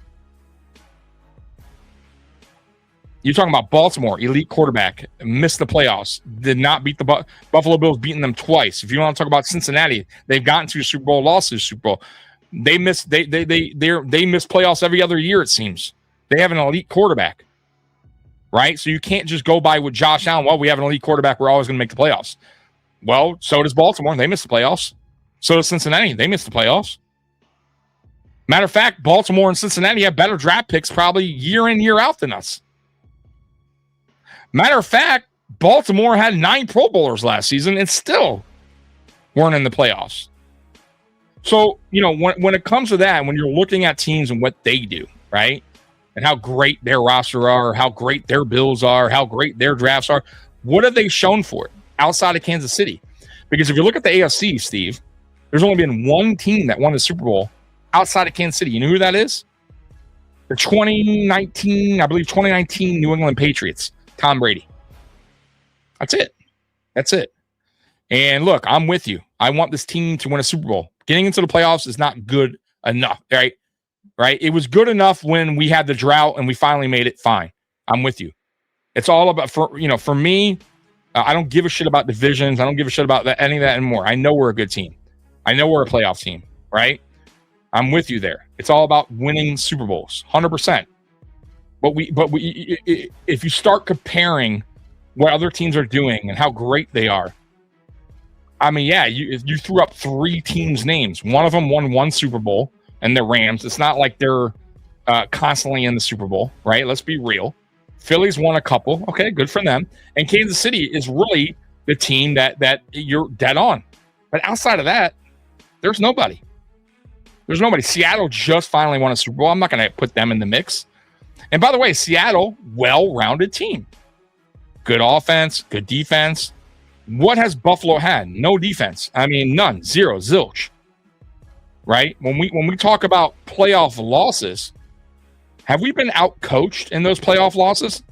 And the majority of the playoff losses have been against Kansas City, a team that we have given the toughest battles against. And Kansas City fans will tell you that. Kansas City fans don't want to play Buffalo in the playoffs. They know that. Now, they're confident they'll beat us because, we have yet to beat them, but they also know it's going to come down to the wire. So how bad of a roster do we really have? For me, a lot of those losses came down to poor coaching and poor execution on the defense. Now, we have a couple team losses in the playoffs. I would say the 2020 AFC Championship game was a team loss. I would say the Bengals game was a team loss. But outside of that, folks, the rest have been on McDermott, have been on this defense. And I'll put it all on McDermott more than the defense because McDermott is in control of the defense. And it was his scheme. So in my honest opinion, Steve, in this 9-year run with Sean McDermott, this Buffalo Bills team should have won a Super Bowl, at least one. And if you want to say no, we should have at least gone to one. I don't feel that this roster in that 9-year span was total garbage like a lot of people want to make it out to seem like, right? This was a team that beat out got to the point where they got to AFC Championship game against the Chiefs, or got to the division game against, like, you're talking about Super Bowl winning Kansas City Chiefs, right? That's what we're talking about here.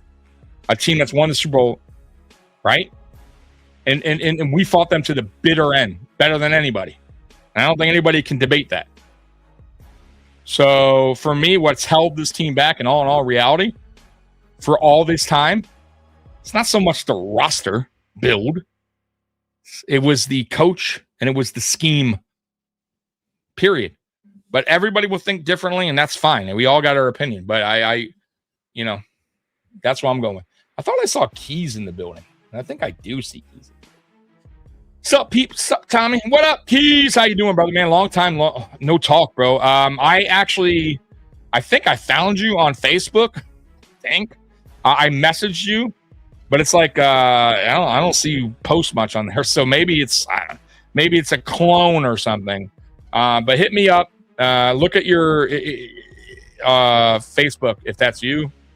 But let me know, man, because we haven't talked in a minute. Talking about roster building and judging GMs, wins and losses, and coaching is not GM. Yeah, but Steve, I would debate this to the day I die. When it comes to this, and I look, you can believe what you want, and you can think how you want.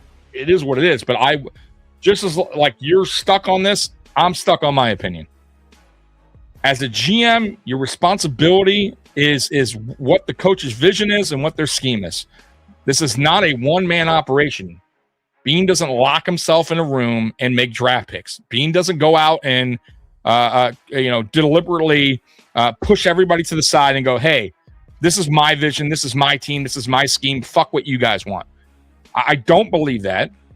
And if you really are a true reader, or you look at these articles that were written about Sean McDermott, especially the Tyler Dunn article, there's a lot of truth to that article. So much truth that he didn't really even, fight it. Matter of fact, he came out and, apologized about the, 9/11 comments, right? So clearly there was some truth to that article, right? So yeah, once again, Beane is just like every GM. You got to work around what your coaches want. That's just what they do. When you send scouts out, the scouts aren't going out looking for certain players that don't fit the scheme, that don't fit what Beane's vision is, or what McDermott's vision is. That's how it works, right? And now you look at this new coaching staff come in, And you're seeing the type of players that were drafted here, not typically the kind of players that would be drafted by Sean McDermott. I'm not going to hold that against Beane, and I'm not going to attack him saying this is all on Beane, terrible decisions. These are players that were brought in to fit the scheme of Sean McDermott and the vision that he wanted, plain and simple. And I will debate that to the day I die, because that's how, for me, coaches work throughout in every sport, in basketball and baseball, right? You build around what your coaching staff, or your mainly your head coach wants. He's heavily involved. So I just don't buy into that. And I don't buy into Beane's drafts fell short. I went over the drafts over and over and over. There was only one draft that I could say, not the greatest. Outside of that, if you look at our players and look at our roster, the majority of our starters are all draft picks. And I don't think they're trash. You know, matter of fact, you're talking about a team that's gotten to the playoffs 8 out of the last 9 years, gotten to two AFC championship games, has given the Kansas City Chiefs, who you say, you know, is the juggernaut, which they are, I'll agree, the fight of their lives in most of these playoffs games for a garbage roster. And then also to another point, the NFL is the ultimate team sport. You gotta be well-rounded. Everybody plays a part in the NFL. This isn't boxing. This isn't golf. This isn't a one-man show. If it was, Josh Allen would have a ring by now. Believe me, right? He's elite. But you have to have a good roster. You got to be well-rounded, right? And you have to also have a good coaching staff, right? And I believe in that as well.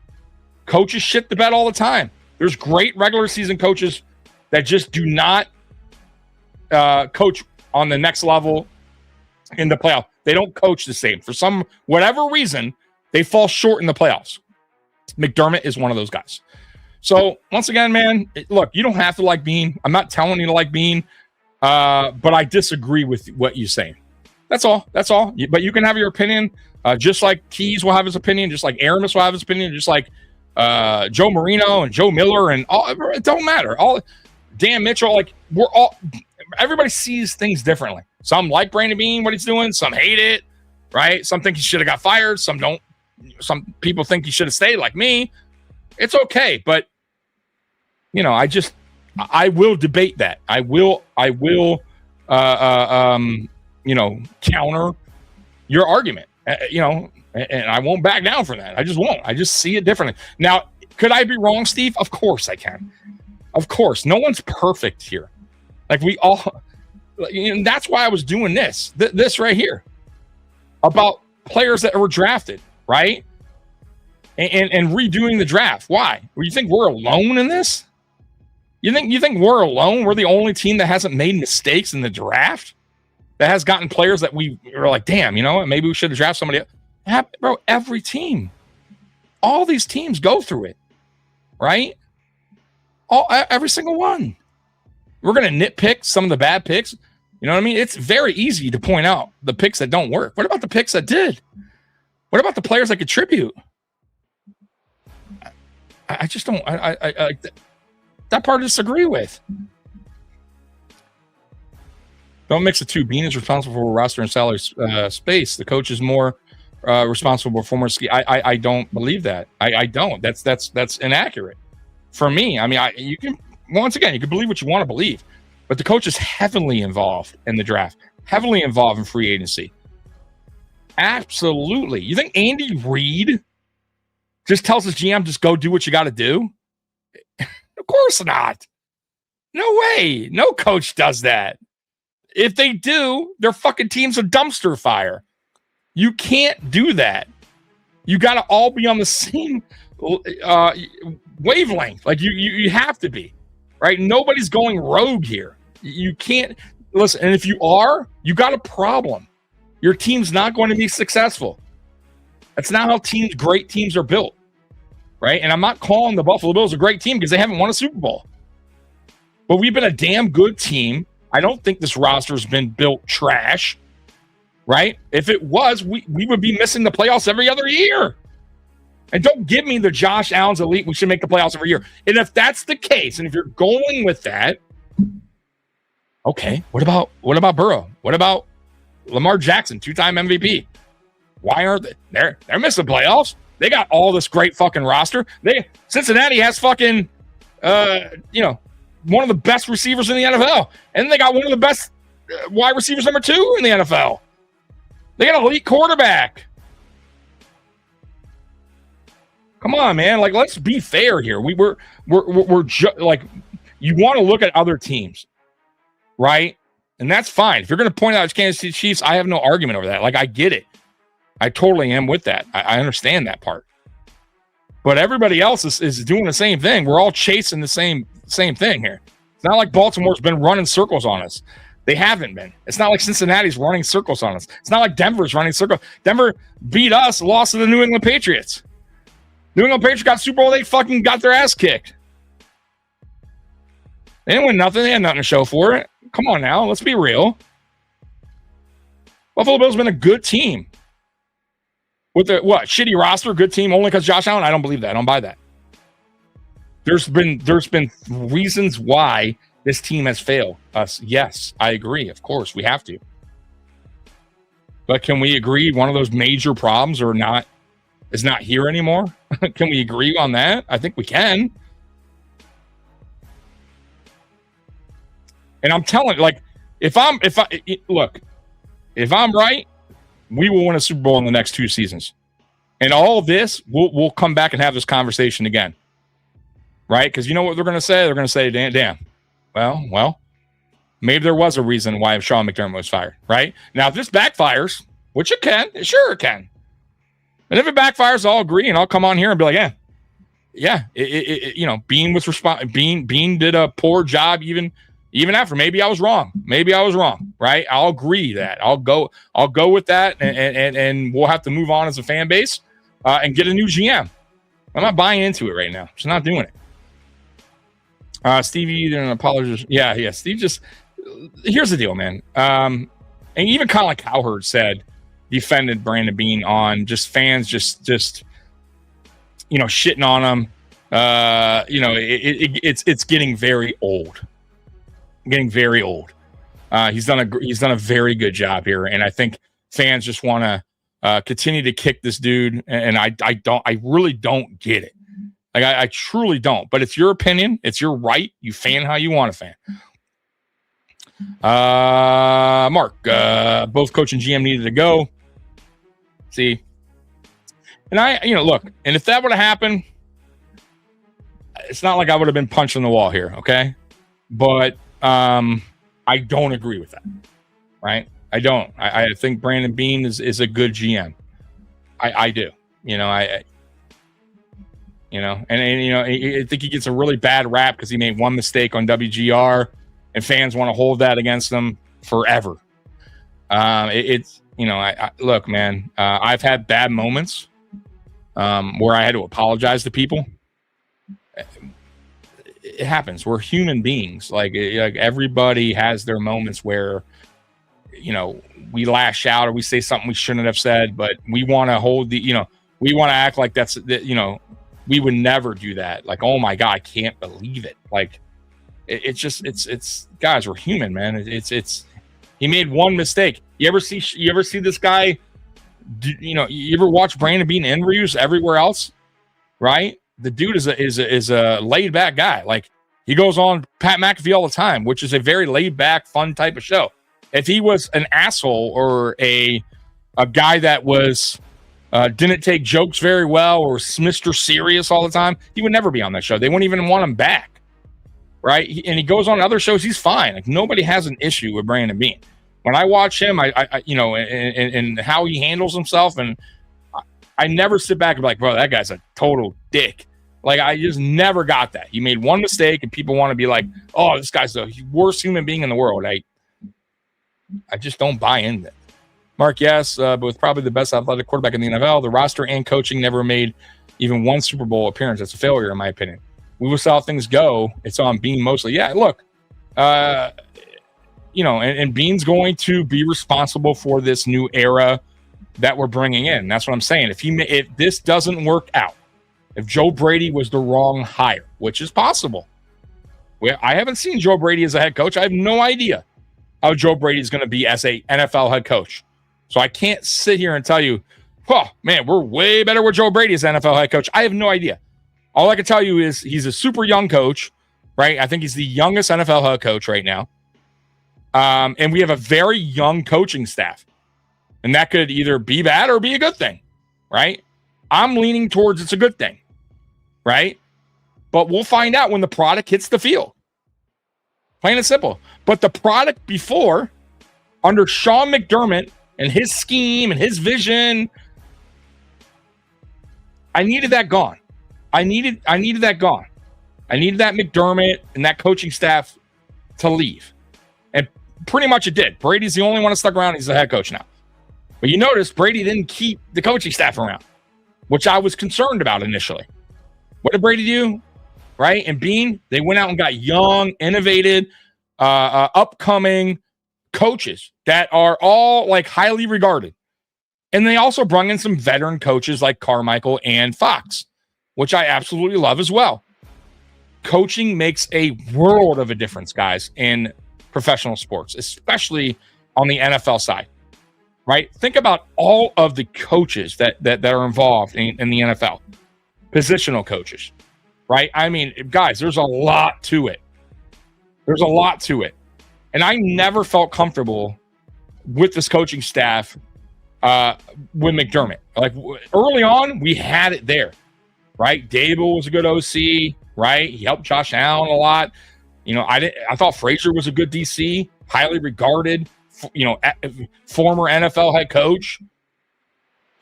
And then once those guys moved on, which McDermott kind of wanted, to be honest with you, what did he do? He stayed in-house, right? Because he didn't want to go outside. He didn't want to have a guy coming in and tell him how he wants to run the offense, how he wants to run the defense. He got Bobby Babbage, right? Who he knew wasn't going to tell him how he wants the defense ran, who wasn't going to step on his shoes, who was going to stay in line. He knew Ken Dorsey was going to just not, say the same thing, stay in line, not tell him how the offense was going to be ran. Same thing with Joe Brady. When Joe Brady got hired, he knew Joe Brady wasn't going to step on his shoes. And I don't think Joe Brady now as a coach is going to do that with his coaching staff. And that's another thing that I really love about this, because I don't feel like Joe Brady's that type of guy. I think he's going to trust in Jim Leonard and let him do his job and coach the defense how he sees fit. And him and Carmichael are going to coach this offense on how they see it fit, right? And what their vision is, right? They're not on this leash, this short leash anymore. I mean, have you read or have you heard some of the players' comments about the difference between McDermott and Brady already? It tells you everything you need to know, right? The energy's hot. The energy's higher, right? They're feeling a little bit better. Like there's just a different kind of feeling, right? Already with this new coaching staff compared to what McDermott had, right? They're more relaxed, right? Like I'm telling you guys, read into it. Go back, read that article by Tyler Dunn. It's free, right? That he put out a couple years ago about Sean McDermott. It's a 3-page article. It's a long article, but I think it holds a lot of weight. I would love to get a former player that was under McDermott here as a guest. I would absolutely love it, because I want to know what it was like being coached by Sean McDermott, how it really was. Like I actually reached out to Jerry Hughes. I don't think he'll reach back, but hey, you never know. But boy, I would love to interview Jerry Hughes, because if you guys, I don't know if you know, but Jerry Hughes tweeted out after our loss, basically saying that, McDermott's defense is ass. I mean, in a nutshell, right? That's broken. And I've been saying that. That's nothing new. I've been telling you guys that it was broken. It's been broken. We needed a change. And like I said, man, if you really look at this team and the change we made, one of the first changes we made outside of hiring Brady was what? Getting a good defensive coaching staff in place. And what do? They didn't go after a defensive coach that was an old timer or a defensive coach that was like a McDermott, right? Same type of scheme of 4-3 soft zone. They went in the total opposite direction and what did they say? It's your gig. Do what you got to do. Fix this fucking defense. I mean, really, that's the truth. Why is everyone so clueless? Officials determine outcomes. Games are too close. McDermott and his defense, despite sucking, was just there.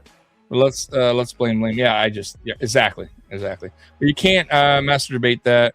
But can you master debate that? I get debate all the time, bro. I will. Now, sometimes debates come to a standstill where you got to agree to disagree. And I don't think that's a cop out. I just think sometimes it gets to a point where it's a back and forth and it's just not going to get anywhere, right? Like, and I respect that, and there's no problem with that. And that's where I always say, you have to agree to disagree at some point when there's just no end to it. You get what I mean? So, and I've had those type of debates, and that's okay. No charge for DK incident with the fan because he was not injured and didn't see. Oh, okay. So there was the guy that was so stupid. I don't even think he hit him. I think he missed him, right? Pray McDermott goes to the Pats. Last 2 drafts are pretty bad, but we don't know that, Steve. You can't say the last year's draft was bad. You got to give these players a couple of years to develop. Like I would never. We can grade drafts, and that's fair, but it's way too early to judge a draft class by year one. I just can't do that. Matter of fact, there's been players that actually achieved year one in drafts and just plummeted in their career. Look at a good example is CJ Stroud. CJ Stroud's rookie year, right? Even I was like, damn, that dude looks like the real deal, right? And I think a lot of people were high on CJ Stroud. So, once again, after year one, even if they have a good year one, it's still too early in their career to be like, that's a great pick or that's a bad pick. Like, you got to give these guys a couple years, 2-3 years sometimes, to truly develop. Now, some players right out the gate and they continue to be great players throughout their career. Yes. Some players start strong and dip. Some players start, okay, and then have an increase, and you do better and better, as they continue to work on their craft. So it's way too early, Steve. I hope that's a fair enough answer for you. If it's not, it's not. You know what I mean? Shauna, that's really something. It was a stupid fan. Yep, I saw that. You can't expect total perfection, I say. McDermott following Andy Reid's footsteps and getting a Lombardi before. Yeah. If Beane hits 2 drafts in a row, especially early, you will see not only more stars on this roster. It sounds like I promised to move soft quickly. That's how impactful, good and bad. Yeah, exactly. But for me, like Steve, once again, I can't force you to like Beane. I can't force you to change your opinion on anything. But for me, this is a new era. Okay, this is almost kind of a reset for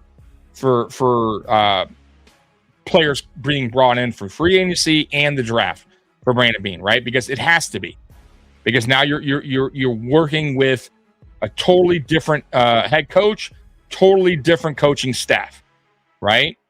So let's see how this plays out. But I'm going to tell you, I like the draft and I like the players that were drafted, and I actually like free agency.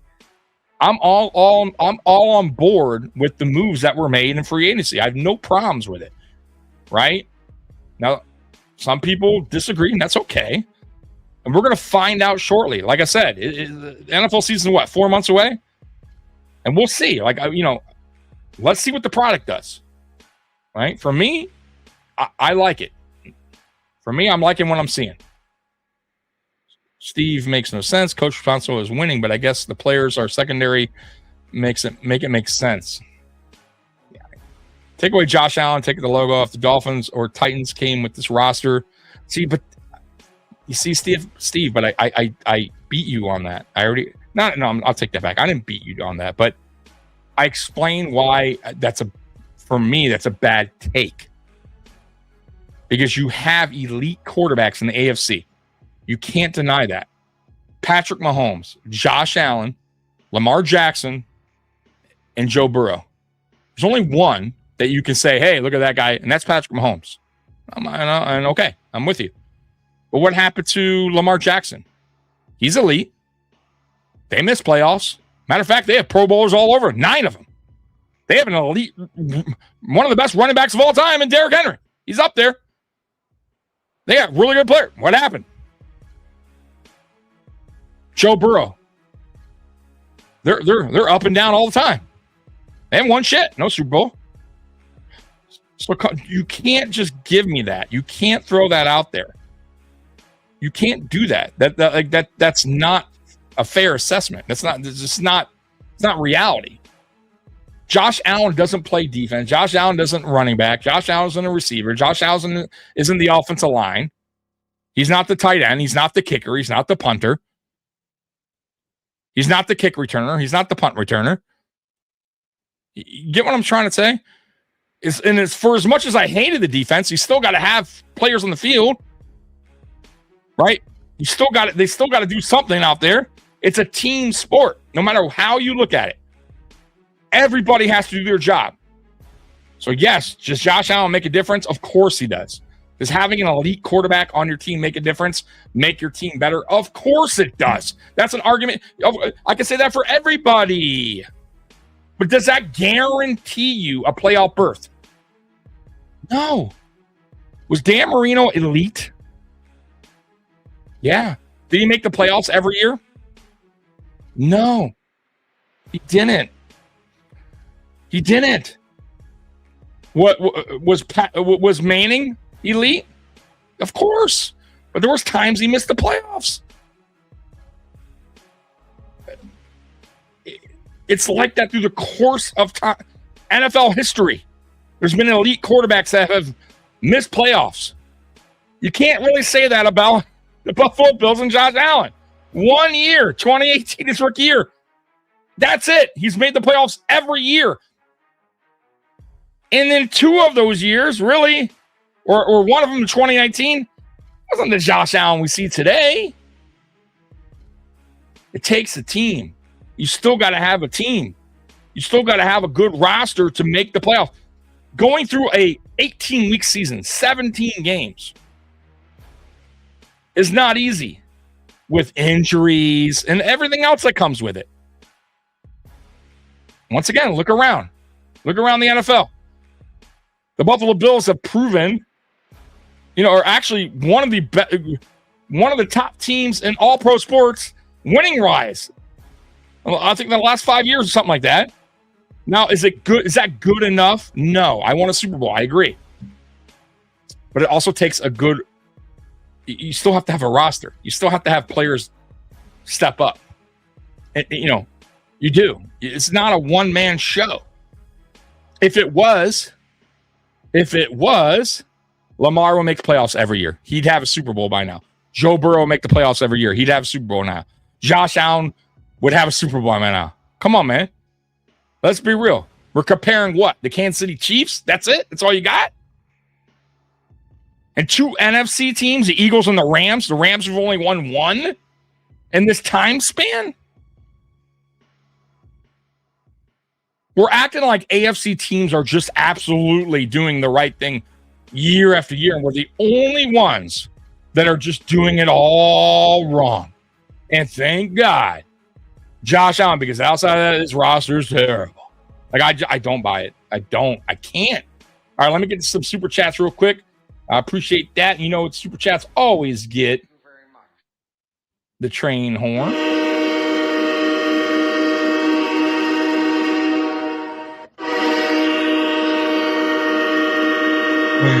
Oh, Randy. Randy coming in with super chat. Tommy, I don't care what Diana Rossini says about you. You're no homer and a better guy than Vrabel.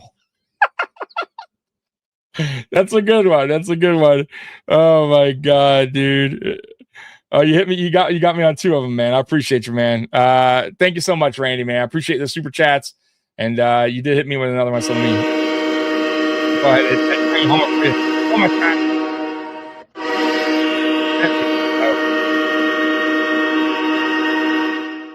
Hey, thank you so much, Randy. I appreciate you. I appreciate everybody who's rocking with me, man. Once again, I know you guys could be somewhere else, and you're here with me. So thank you, man. You guys honestly steer my show, man. The Beane hate is idiotic. Everybody has their opinion. You know what I mean? Like I'm not gonna call anybody names or idiot. Like fan how you want to fan, have your opinion on the matter. I try as a fan, or just in life in general, when I'm evaluating or looking at something, whatever it is, I truly try my best to stand back and look at the whole picture, look at the whole painting, right? There's always more to it. There's always something to it. It's not just so simple as Beane sucks, that's it, it was all his fault. Like, why? You know, why did he make these picks? Well, you know, I'm always, you know, questioning things before I come out with my opinion, or I'm so totally, you know, feeling strong about something that I'm saying. Like, I try my best to look at everything before I say something, you know, or voice my opinion. And I'm not saying you guys aren't. I'm not saying Steve isn't or anything like that. I'm sure he's done his homework and read what he wanted to read and all that stuff. And if he hates it, he hates him. A lot of it's blind hate too. I don't get it. Yeah, I'm with you, Vader. I'm with you. Philly without Hurts, still a nice wrestler. Is it? Are they? I don't know. You really think it's a nice roster? Okay, you're calling it a Super Bowl team. I mean, maybe. I don't know. How nice were they last year? They got bounced out of the playoffs pretty quick. They didn't do anything that we didn't do. I mean, I understand you're naming Super Bowl champions, and yes, Philadelphia has 2 of them in this span.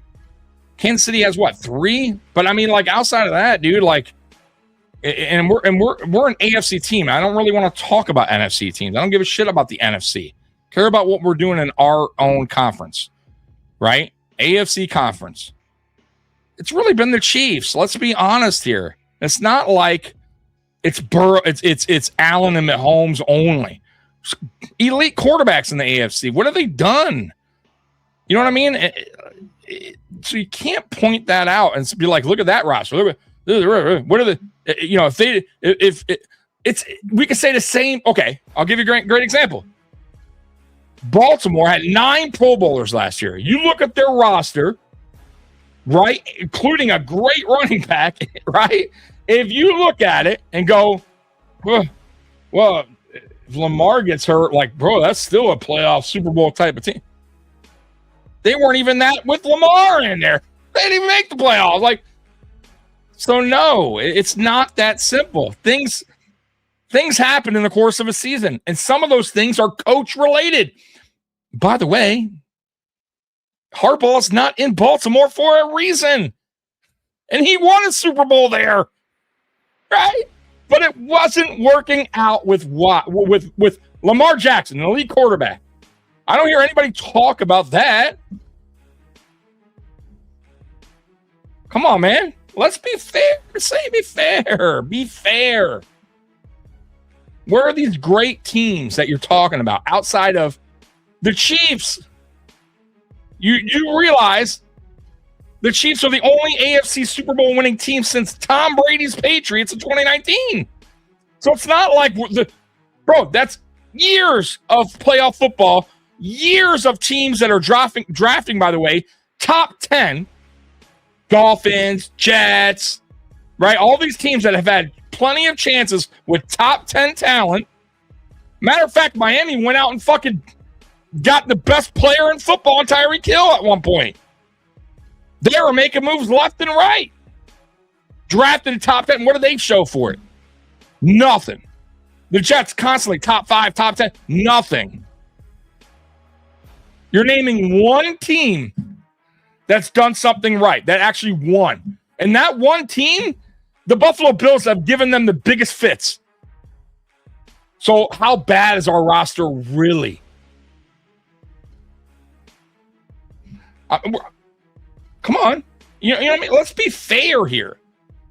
Once again, this isn't boxing. This isn't golfing. This isn't Josh Allen versus everybody, right? If it was, yeah, Josh Allen would be champion. I promise you. He's elite.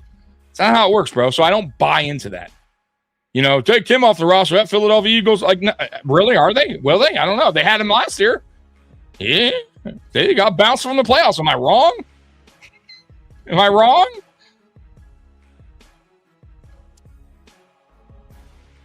Like I said, man, I try to look at everything for the bigger picture of everything, right? Like, you know, this team is not, you know, trash. This roster has not been trash, right? You can't make the playoffs 8 out of 9 years. You know, haven't missed the playoffs since 2018 and be trash. Given the Super Bowl champions that you highly regard, and you're right, given them the biggest fight that they can have in most of the games that we played them against. And really, and once again, if you go back to those games, kind of lost due to coaching. Let's be real. Got out-coached, right? You can't tell me that this team shouldn't have been to at least one Super Bowl by now. It absolutely should have. Absolutely. Coaching let us down. I mean, period. And now we move on. We have moved on, folks. Like, that is behind us. That era, that McDermott era, is over. It's done, folks. Right there. That's it. Now let's see if Joe Brady can get over that hump. Because really, that's all it's been. It's not been a roster problem. It's not what's really costing the Bills in the playoffs. Not really. It's been poor coaching and poor defense. By the way, a defensive-minded head coach that took over defensive play calling. Come on. His scheme was broken. It proved that because he averaged 32 and a half points per game in the playoffs. That is terrible. Moved on from that, folks. Now let's see if this new coaching staff can be better than that. And I expect them to be. I do. McDermott's scheme was old and broken and done. It was done for years. And nobody, you know, I'm sure some people wanted to say it, but a lot of people didn't want to admit it. That scheme was done, folks. It was broken. It broke in 2020. Let's be real. When the Chiefs absolutely destroyed us in the playoffs in 2020 in the AFC Championship game is where you saw the cracks. And then in 2021, the 13-second game, it broke. It was a wrap. Teams figured us out. Good offensive teams figured us out. Andy Reid figured us out. It didn't matter. It didn't matter when we played the Kansas City Chiefs. They were always going to probably beat us because they knew our defense was broke. They knew they would put points up on the board, right? And a lot of points, by the way. Defense was broke. And until we addressed it, there was no getting around it. We have now addressed it, folks. It's gone. The problem is gone. It's out the door. So let's give these guys an opportunity, right, before we just shit all over them. Man. But you know what? Steve's been pretty good tonight, though. For the most part, Steve's been pretty positive tonight. I like it.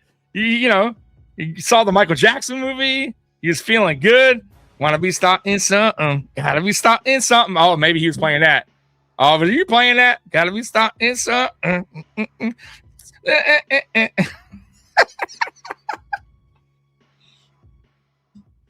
Maybe Steve was playing that. Got to be starting something. I don't know. I don't know. Oh my God. What did Mr. Fulton say? The most interesting man in the chat. Hello, Tommy. I have big news today. I got baptized at Global Bible Vision Church over the weekend in Tennessee. Well, congratulations to you, brother.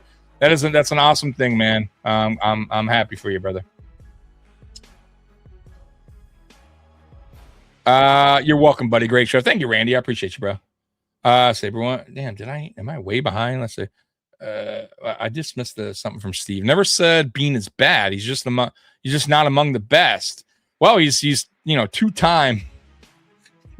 Right. He won the he won the award 2 times, 2020, 2022. What was it? Best GM or something like that. Like, so he's, in matter of fact, they did a poll this offseason, NFLPA. You had an A- in that grading stuff. Now, of course, that's great. That I get that. It doesn't always mean everything, but I think you're wrong. I think he's you got to put him in the top 5. Getting your team, regardless if we won or not, which sucks. Obviously the main goal is the Super Bowl, but the fact that we have not missed the playoffs since 2018, and this team, never, for the most part, gets worked in the playoff. Like, we're in every game, right? And we were knocking at the door, meaning the Super Bowl door, a few times, right?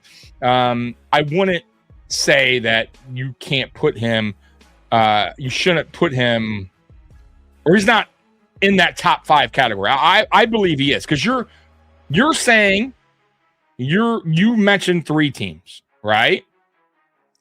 You mentioned the Chiefs, you mentioned the Eagles, and you mentioned the Rams. Okay. So who's 4? Who's 5 of these GMs, right? Like who, where, what? Because there really hasn't been a lot of winning going on outside of those 3 teams that you mentioned. And really the Rams have only won 1 under McVay. Let's be real. Like, you know what I mean? Like, they're a good team, right? And I'll give them their credit, but they've won 1, like, in that time span. The Eagles have won 2, and I think the Chiefs, 3? Okay. Like, so you don't think Beane should be in that range there? You don't think he belongs in that? He's right there as far as success goes, except for the Super Bowl, of course, that matters. But a team that's constantly in the playoff, constantly a winning record in the regular season, a team that's, like I said, usually knocking on that door. You have to give him his dues, man. So I don't believe that, he's not a top 5, because who are these other great GMs you're talking about? Like, who are you referring to? Who else would be in that conversation? I just don't agree with that. But once again, like, look, man, I don't think that's ever going to change. I think people are they stick to their guns sometimes on players, coaches. Like, for me, I did not like McDermott after 2021. I was done. I stuck to my guns. I was never going to change. Didn't matter. It didn't matter to me unless he won a Super Bowl. But I was not going to change. So I get it. Like, you know what I mean? Like Steve's not going to change his mind. Aramis is not going to change his mind. Key's not going to change his mind. There's certain people that are just stuck on that. There's certain people that are stuck on players, right? Like, I hated Trent Edwards. I don't give a shit what anyone says. I thought he was terrible, right? But there's some fans like, oh, he wasn't the worst. You know what I mean? Like, for me, he's the worst. So, like, I think sometimes we just have our guys that we just, or coaches that we just, we don't like that guy no matter what he does, right? Like, I'm sticking to my guns. You know what I mean? So, I'm not going to hate on him. Look, that's his opinion. And, I believe in this team. I believe in what they're doing. I love the fact that they got rid of McDermott. I love the fact that they went young on their coaching staff. I love the draft, love the free agency. They got their number 1 receiver that I feel was very important to get. They went out and addressed that, got that. DJ Moore is a very good player. Go watch his film. I don't care. Look, I mean, I care what you say, but, for me, I did my homework. I did my homework thoroughly. I watched a film on DJ Moore. I'm also, you guys know I'm a big Eric Moulds fan. That's my favorite player of all time. And I feel like, Eric Moulds, if he had a good quarterback, is probably a Hall of Fame player. Okay. The fact that he had 7 or 8 different starting quarterbacks and he still put up numbers just tells you everything you need to know about that player, how great he was. And I look at DJ Moore the same way. DJ Moore had 10 different starting quarterbacks, 5 different head coaches, right? Multiple OCs. It's very tough to be consistent, put up numbers if with all that being said, right? Because as you guys know, quarterback and receiver, you got to get chemistry, right? If you're flushing out a new quarterback every year, it's very tough to get used to that quarterback. Also, OC, he has a different scheme, a different coach may have a different vision and to be consistently good and put up numbers like DJ Moore did and like Eric Moulds did, for me, that tells you everything you need to know about that player. And that's why I give DJ Moore a lot of credit. And I feel like he's a very good player, well-rounded receiver, something that we've been missing from this team. And I've said it for the last 2 seasons. It's not that we needed an alpha one, but we needed a true one that could be relied on. And most importantly, obviously, Josh Allen can rely on. Like, when a play needs to be made, who's Josh going to? We never had the answer over the last 2 years. We didn't know. We had no idea. We had players that we kind of were like, oh, maybe go to Kincaid, Shakir, but there was no go-to guy for sure. Now you got that in-house. You have the go-to guy now, right? And Josh is going to love that, and you're going to love that. And he's going to make everybody around him better because of that. All right. Randy, I think if people look at McDeer's history of defensive failures and his unwillingness to bring in a D coordinator from the outside, he might have trouble getting another head coaching position. I wouldn't hire him. Yeah, so I'm with you, Randy. He will be hired, though, because of he has a winning record. And an owner is going to take that, he's going to, that's something to be said, right? And he'll get another opportunity, 100%. There's a lot of bad coaches out there, Randy. Problem is, like you said, like he's stubborn, right? And he believes his defense is the right defense, and he's going to continue that defense wherever he goes. And I think that's a major problem. And he's very stubborn. He's not going to, allow his coaches to really. He's going to have a short leash on his coaching.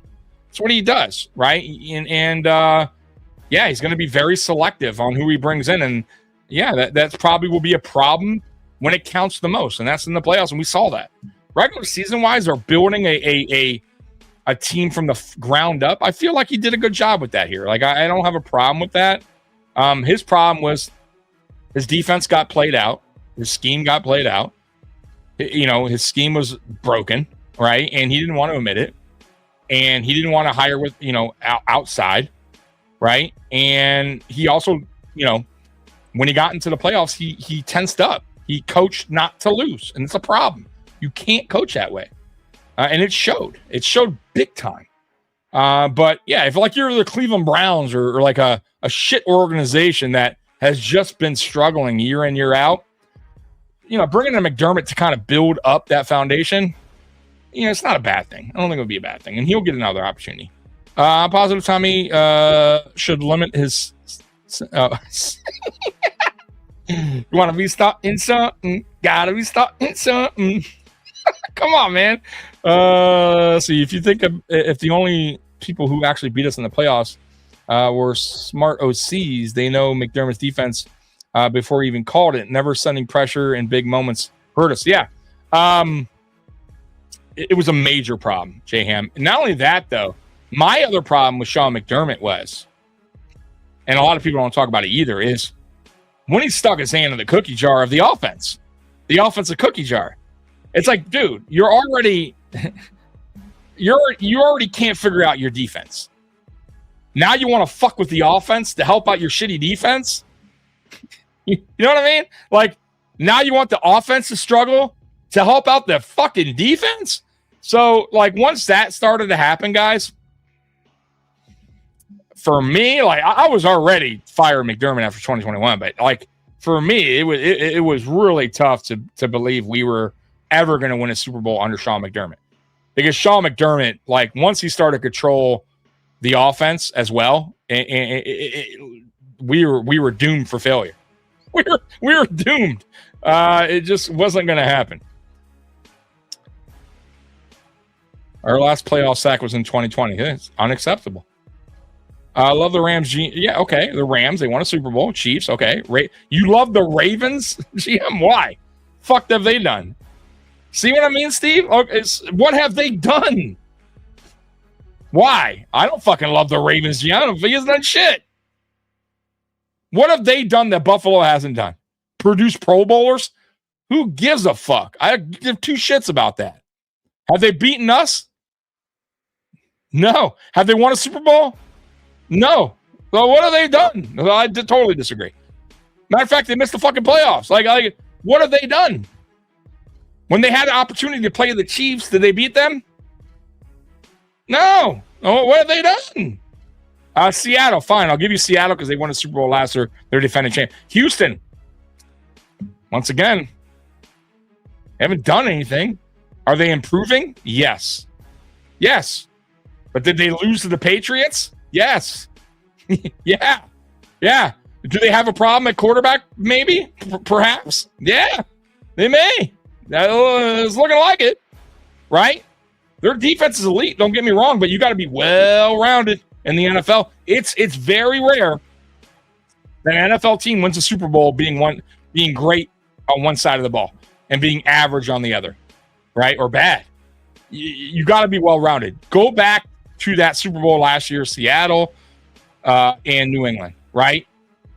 Boring, slow in the beginning, right? Defensive battle. But what did Seattle do, right? Seattle's defense came to play. Seattle defense gave every opportunity for the offense to find their way in that game. And they did. They eventually did. And they put up points. And that was game. You gotta have a well-rounded team in order to win a Super Bowl. You have to. I don't care what anyone says. You can't just be one-sided and give up 35 points a game and just, expect your offense to be 40 a game. It doesn't happen much. In the history of the game, go back at the Super Bowl games. I mean, it just doesn't happen that way. We've never been well-rounded on this team. It's always been a defensive issue for the most part. Like I said, I can only point out a couple games where it was a team loss, right? I would say the 2020 AFC Championship was a team loss. The offense didn't play good. The defense didn't play good. And I would say against the Bengals at home was a team loss. The offense did not come to play. The defense definitely didn't come to play either. So, those are two. But outside of that, it's been really the defense and coaching that's really cost the Buffalo Bills a shot at the Super Bowl. And that's my opinion. I'm going to stick to that. But I don't give the Ravens GM a better grade than Brandon Beane. I don't give Houston GM a better grade. They haven't accomplished anything. They did just the same as us. They got in the playoffs and they lost, right? They lost, period. So it's not like they won a Super Bowl. I'm not going to put them up there or their GM better than our GM because they finally made it to a playoffs and then they made it to a championship game, AFC championship game. Who cares? Actually, no, I'm sorry, a division game. They didn't even make it to the championship game. I apologize. They lost the New England division. So, I'm not going to go there yet with a team that hasn't really proven anything yet, right? Now, if you want to talk Kansas City Chiefs, fine. You want to talk Seattle, the defending Super Bowl champions, fine. But I ain't throwing Ravens. I ain't throwing Houston in the mix. I'm just not going to do it, right? Just not. Man, I've been on here fucking 3 hours, man. I don't agree with Aramis in the fact that the last 3 years needing the best receiver. How about we take a lead with 3 minutes left and you get a stop or a sack? Things like that change momentum to win. Absolutely. And look, I talk about that game over and over and over. 5 turnovers, and it was terrible. I'll agree with you guys. Like, just a bad performance on the offense as far as turnovers go. Josh Allen, by the way, everyone mentions Josh Allen. What about James Cook? Everybody loves James Cook, but come on, man. We were driving, right? We all the momentum was on our side at that point. James Cook fumbles, right? We have points on the board there, right? We're probably going to score another touchdown there. That started it, right? And then, of course, Josh Allen being careless, right? We still put up 30 points. We still took a 4-point lead with 3 minutes to go. You expect your defense to get a stop. You expect that. You would hope for that. You have a defensive-minded head coach. He has one responsibility. One, to get a fucking stop. And if you watch that drive, we had multiple opportunities on 3rd and long. Could not stop the Denver Broncos. Could not stop them. And look, I don't even think the Denver Broncos offense was that great. I really don't. So, come on, man. If our defense was slightly better, we win that game. Slightly better. They weren't that great. I didn't see anything from Denver where I was like, wowed, right? I'm sorry. So, yeah, dude, no. You expect that, right? Just like if I have an offensive-minded head coach, which we do now, and Joe Brady, if we're down 4 points with 3 minutes left, I expect our offense to go down and score a touchdown. Am I wrong for thinking that? No. Because I expect that. We have an offensive-minded head coach. That's his best thing, right? That's what he's known for, right? That's what we hired him for, right? Like, you're their defensive-minded head coach or offensive-minded head coach. You're specialized in that side of the field, right? And that side of the ball. So in those moments, you expect that side of the ball to be at their best because that's what you hired this coach for, right? That's what he's known for. So if Joe Brady does a Sean McDermott, right? Then, yeah, we have a problem.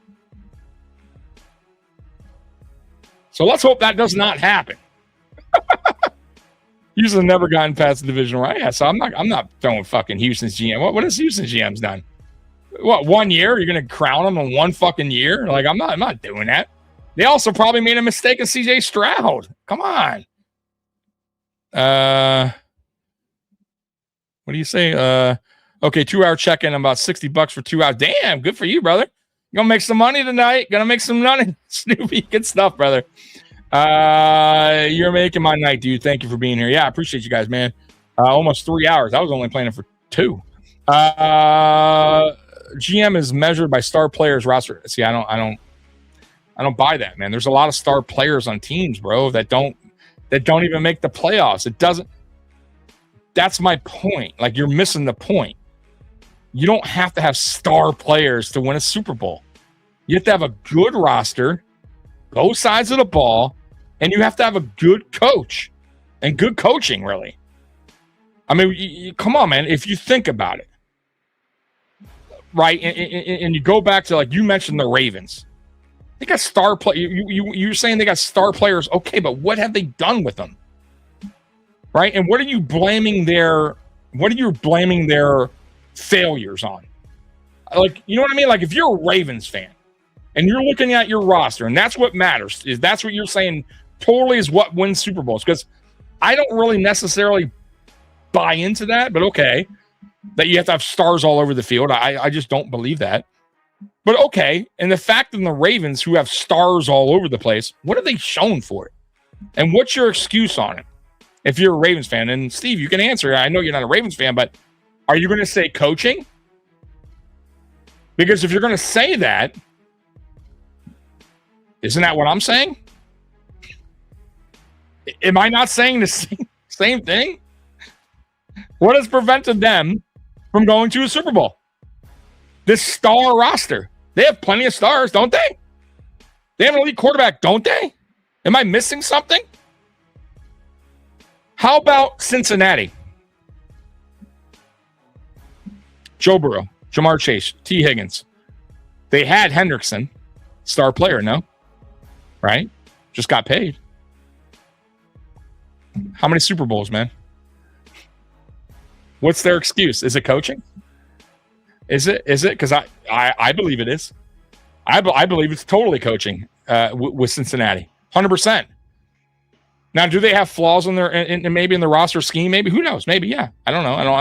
I don't pay that too much attention to Cincinnati, but I could tell you that they have star players and more than one, and they have an elite quarterback. So what's their excuse? Tell me, please. I want to know. Because clearly they thought it was coaching. They fired their coach, correct? The Ravens, they fired Harbaugh, right? Did they think their roster was good enough to win a Super Bowl with Harbaugh? When Harbaugh was there with Lamar Jackson, 2-time MVP, elite quarterback, should the Ravens have won a Super Bowl? With all those Pro Bowlers, star players. Can we be real here for a minute, folks? Come on, man. So what's their excuse? They got star players. So it's not all about star players. That's why I disagree. Got to disagree. What does Kansas City have? What stands out for Kansas City?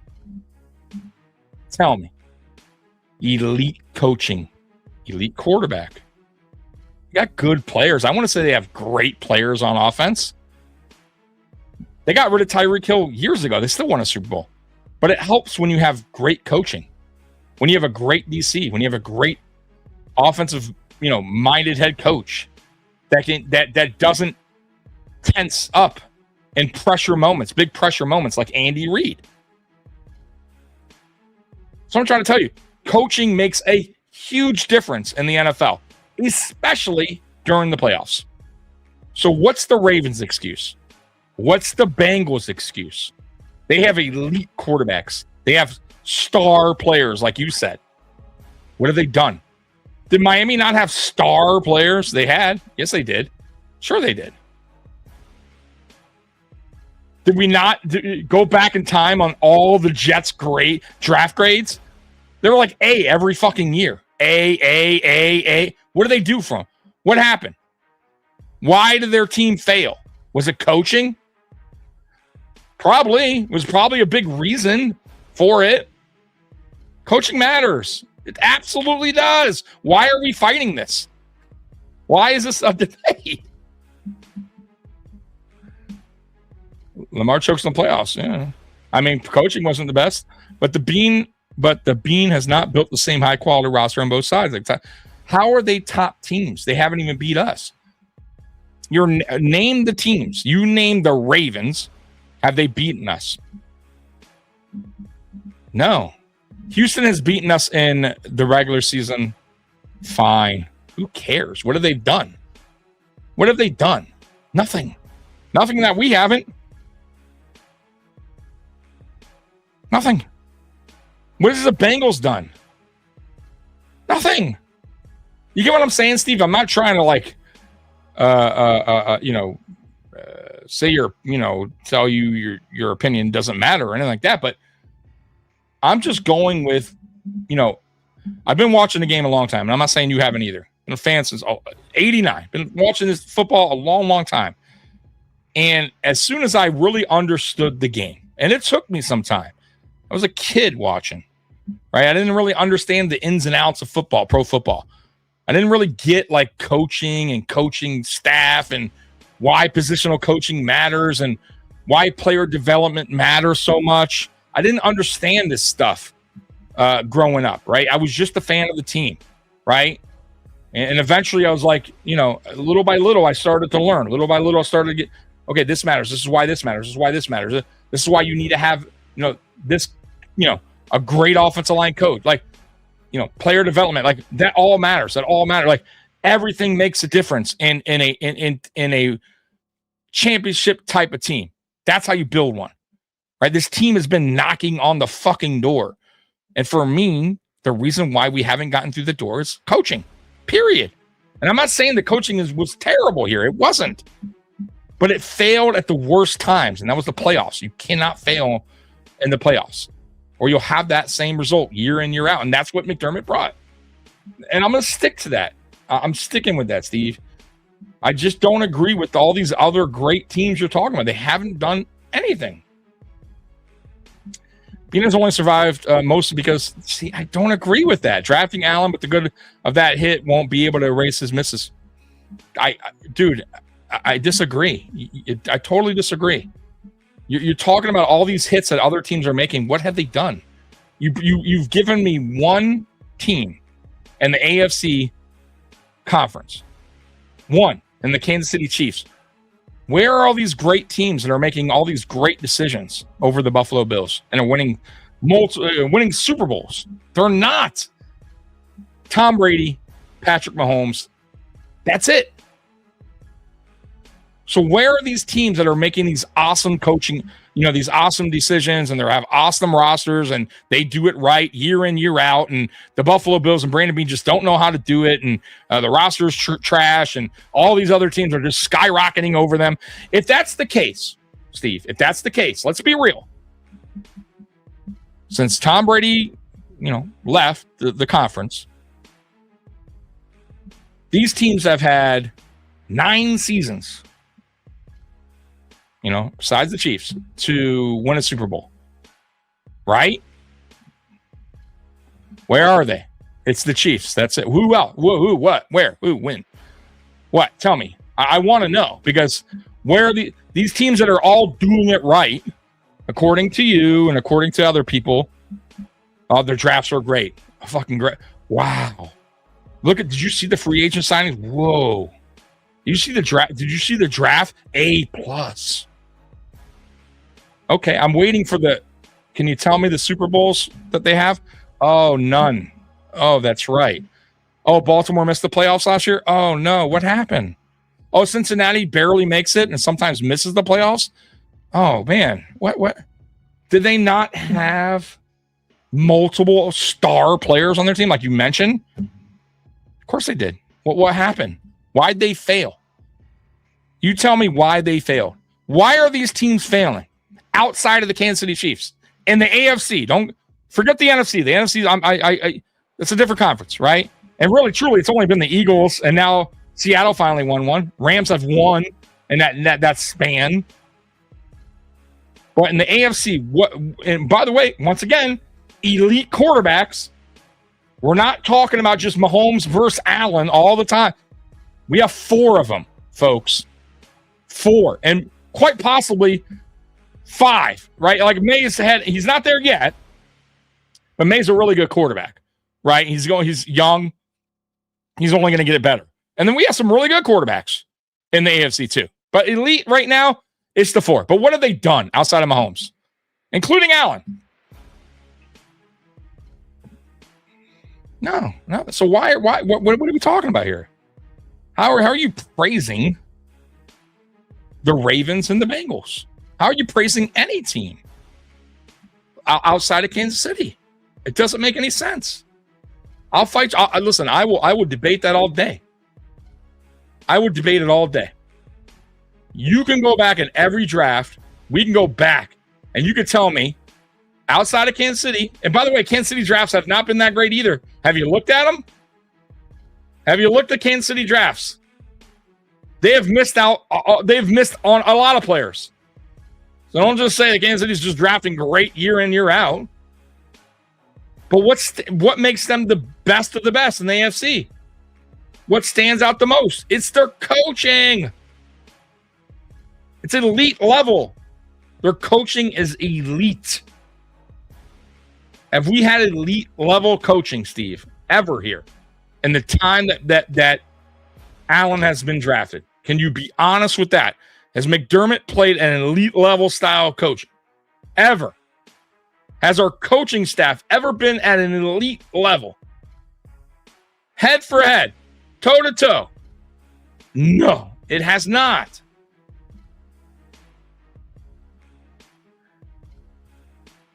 Every GM is. That's why I was going through the list. I barely got through it. We were on one team. We got 2 teams.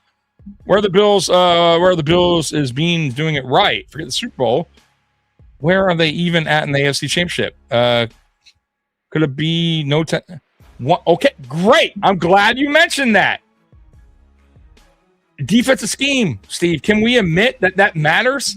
Like, why aren't you not understand? And I know you, Steve. You know McDermott was not he was not the coach. His scheme was broken.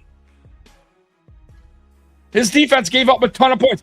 Could it have been the scheme? More so, not so much on the players? Because I'm a believer in that. I do. I think that matters a lot. You apparently don't. I don't get it. And I don't believe in that. Like the star player thing. I just don't buy into that. Like you got to have stars all over the field to win it. No, you don't. No, you don't. No, you don't. Like you just you go look at the Super Bowl rosters. They don't have stars all over. They have well-rounded teams. They have good to great players. I want to call Sam Darnold, and I like Darnold, but he's not elite. So is he a star player? Is their running back better than James Cook? I don't think so. He's good, but they didn't keep him. They didn't keep him. They got a really good receiver. He's a star receiver. Sure, I'll give you that. But stars all over the field? Disagree. Got to disagree there, bro. Anybody as disappointed as I am that we all have Tomlin with his weird philosophical statements on Sunday Night Football? I think Chris Sims got screwed. I enjoy his enthusiasm and analyst. Yeah, so Chris Sims got fired or let go from what was it, NBC? And Tomlin will be there. But we'll see what Tomlin does. I don't know. Maybe he'll be good. I didn't like Chris Sims, his show. I thought he was a little corny, but we'll see. I'm always willing to give somebody an opportunity. You know what I mean? Like, we'll see what happens. Von Miller had 9 sacks after leaving. That proves the scheme. Yeah, you're right. Matter of fact, what about 2 players, Tim Settle and Puna Ford? Both, I believe, made the Pro Bowl. I know Puna did. Puna couldn't even get a game day jersey here. He he was a game day scratch. Puna Ford's like, what the fuck? I don't know. What am I doing wrong? We could have used Puna Ford, but we chose not to, right? Steve, it was a Ross, and why there a historical drop in defense production from the regular season to the playoffs, especially versus the same team. If you don't have the star players, you don't have an elite star coach. I don't agree with you. I don't. I'm not saying that doesn't help, but you don't need to have elite star players all over the field to win a Super Bowl. You just don't. I mean, I don't see Seattle as this, star players all over the field. I just named 2 very important positions that I would say Buffalo has over them. And Josh Allen is better than Sam Darnold, and James Cook is better than what's his name, the running back that they had. They had their star receiver, sure. You know what I mean? And we addressed that. We addressed it in the offseason. But once again, you can't deny that coaching. You can't say that coaching doesn't matter or coaching didn't play an issue in some of the games, if not most of the games, that the Buffalo Bills lost in the playoffs. You can't say that. You can't, because you are one person that I remember, that I recall, that we've had conversations with, or me and you, about Sean McDermott and how poor of a job he's done here with this Buffalo Bills team and how his scheme was broken. You've said it multiple times, so you can't say that you didn't like Sean McDermott, you didn't like his scheme, you thought you didn't like his you didn't like his defensive scheme, you didn't like him as a coach. You can't put all that out there and then be like, oh well, also the roster sucked. Because if that was the case, the roster sucked, Sean McDermott was terrible, this team would be missing the playoffs every other year. It just would be. It's not a one-man show. And I proved that to you by talking about Lamar Jackson, by talking about Burrow, 2 elite quarterbacks, just as good. They're on that tier 1 level. You cannot deny that, who do not make the playoffs every year. And one of those teams in Baltimore Ravens have lost to the Buffalo Bills twice in the playoffs. against Sean McDermott, who I don't even like as a head coach. Sean McDermott beat the Baltimore Ravens, outcoached, or somehow outcoached Jim Harbaugh, who's a Super Bowl winning. All these star players that you're talking about, yet Sean McDermott and the Buffalo Bills beat them. But yet our roster is no good, trash, blah, blah, blah. I don't buy into it. I'm telling I can't do it. I can't. But you know what? We're going to have to agree to disagree because we're 3 hours in. 3 hours in. Just going by the Associated Press, I can name multiple All-Pros over the past 6 years. That is not Allen. Yeah, that's true. McDermott's defense was only good against rookies, and really, it was really good against teams that were just 500 or below. We always struggled against better offensive minded coaching or head coaches or really good OCs, right? Who knew how to work or knew how to beat the Buffalo Bills defense, knew the strategy, and it really wasn't hard. I told you guys, it was quite simple. Right, the Buffalo Bills were always the defense, and Sean McDermott was always going to give you cushion. They were always going to give you, 5 yards, 4 yards. That's just how they played. Right, they didn't want the big play to happen. McDermott always played back, always played soft zone. Was always worried about the big play happening, so he was willing to give up 4 or 5 yards at a time. But the problem with that is, the bend don't break often broke against better offenses. They drove down the field and they scored touchdowns. And then the problem was, then he wanted the offense to slow down, have these long drives to keep the defense on the side, to keep them fresh or whatever the fuck his philosophy was there. And what happened was when the offense, had a penalty or, whatever, or just didn't get it. Then we find ourselves behind, right? And before you know it, we're going halftime 6-3, 9-3. It was unacceptable. I couldn't believe what I saw last year from the offense. Again, Steve needs to explain why there has been a historical drop in defense production from the regular season to the playoffs, especially in the same team. It is if it wasn't coaching. Yeah, dude. Steve knows. Look, I talked to Steve multiple times. He's I've seen him here, for a few seasons now, at least on the channel. He had a big gripe and did not like Sean McDermott's coaching style, did not like his scheme. And I agree with, and we were on the same page with that. But so I don't understand why he doesn't put that in play here when it comes to the failures of this team. I don't believe it was just because we don't have star players.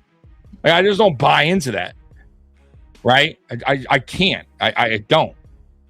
This team has good to great players. Josh Allen, elite. James Cook, I would say right now he's on the cuff of being an elite running back. We have a true number one and now DJ Moore. We have very good players on the defense side of the ball, and Groot and Ed Oliver. Christian Benford is the top 10 corner, in my opinion. Now, Steve may disagree, and that's fine. Cole Bishop is only getting better at safety. We have players. I just thought the defensive scheme was broken. And we're about to find out, guys. We're about to find out. I could be totally wrong, right? And maybe Steve's going to be totally right, and it was the roster all along. We'll find out. Playoffs are with the elite teams. Elite teams expose both average coaching and average players. Sometimes it's both.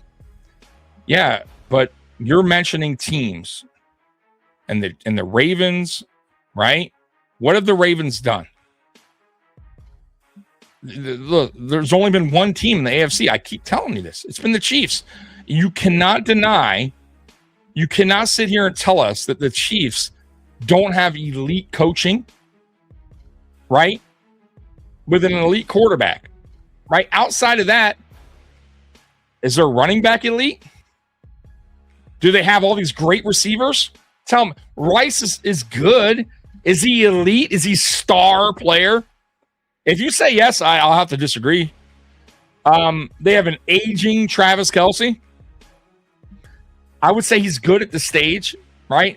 He's not what he once was, right? You know, they got some good players on the other side of the ball. Jones, he's elite. I'll give him that. But the rest are good. But they have an excellent, elite defensive coordinator. They got an excellent, elite offensive mind head coach in Andy Reid, who's been there, done that, who doesn't tense up in big moments. Right? He's calm, cool, and collective on the sideline. Have you ever watched both McDermott and Andy Reid in these playoff games on the sideline? You ever see McDermott? The dude is tense. You ever see Andy Reid? He's cool and chill and calm. Right? He's been there before. He knows. Right? This is no problem. We got this. Like, this has never been McDermott's demeanor. It's never. He tenses up. Right? That was another thing about McDermott. Right? Big key moments. He failed us every single time. Every single time. If I had I wish I had a list for us, many moments that he's failed us as a head coach. Absolutely failed us as a head coach. So yeah, I don't believe in that, man. I just don't. Anyways, if you think even if we survived 30%, Levi Wallace, Dane Jackson was sure to be cover prime Chase and Higgins. Listen, if we beat the Kansas City Chiefs there, yeah, we're going to we're going to the Super Bowl there. We had an excellent roster, offensive team that year, Steve. You can't deny that. Our offense was absolutely probably one of our better offenses to date. Yeah, if you beat the Kansas City Chiefs, the momentum is absolutely going all towards Buffalo. So, and by the way, listen, once again, the Bengals, they haven't done anything. So yeah, I think we do beat the Bengals that year. I do. The momentum at that point, beating Kansas City Chiefs would have been. It would have just been everything for the Buffalo Bills at that point. I do believe we would have went on and gone to the Super Bowl. Will we win the Super Bowl? I don't know. That I can't tell you. We've gone through Super Bowl. I'm pretty sure we would have. So I'm not going to do what ifs though with you, because we could play that game all the time, right? We could do that all the time. What if you want to do the what if game? What if the fucking Buffalo Bills defense actually does their job and stops the Denver Broncos offense from scoring a touchdown with 3 minutes left in that game? Do you think we beat the New England Patriots, who were terrible on offense throughout the whole playoffs this past season? I think so, but I don't know. It's a what if. It's always what ifs. We're gonna play that game all the time. I have no idea, but I would think after beating a great Kansas City Chiefs team, then yeah, I think we would have beaten the Chiefs and gone to the Super Bowl. We won the Super Bowl? I don't know. That I don't know. I have no idea. But that's just opinion. Those are what ifs. I have no idea. What if fucking Scott Norwood makes a kick? Then what if we win another Super Bowl after that? I have no idea. I have no idea. But the fact is we didn't. So, what if? I don't know. What if what? What if we fucking fired Sean McDermott years ago, Steve? What if we fired Sean McDermott years ago and we hired a capable coach? You ever ask yourself that? Right? Huh? Come on. I mean, there's a lot of what ifs. A lot. What if we fired Sean McDermott after 2021? Maybe we won a Super Bowl, but maybe we already have a Super Bowl. It's possible. I don't know. I maybe, but we didn't, and we're here now. See, I'm in the now, right? The now is we've moved on from Sean McDermott. We have a brand new coaching staff in play with a whole new vision, whole new scheme on defense, especially defense. So let's give this team an opportunity, Steve, before you start knocking every single player on this roster like it's trash, and like Brandon Beane has done nothing but trash And Josh Allen's his only player that he's ever drafted. I mean, I've named so many players that are key players on this team, but you don't want to admit that. You want to point out the obvious, which is the Boogie Bashams, the Kyrie Elam. But you don't want to point out the Spencer Browns, the Osiris Torrances, the James Cooks, the Khalil Shakirs. Like, you're forgetting about all these players. You just want to mention that. And I don't do that. Like, I'm going to give you the good, bad, and ugly. Yeah, but once again, every GM makes it. I was just going over a list of players from every team, right, that's made mistakes in drafting, that thought a player was good, and they fucked up. It happens all the time. Happens all the time. I mean, look, I'm not going to run down this whole list because I'm already 3 hours in, but you don't think the Falcons would have selected Micah Parsons over Kyle Pitts if they could do it over? Of course. What about Baltimore Ravens, a team that you say is so great, doing these great draft picks?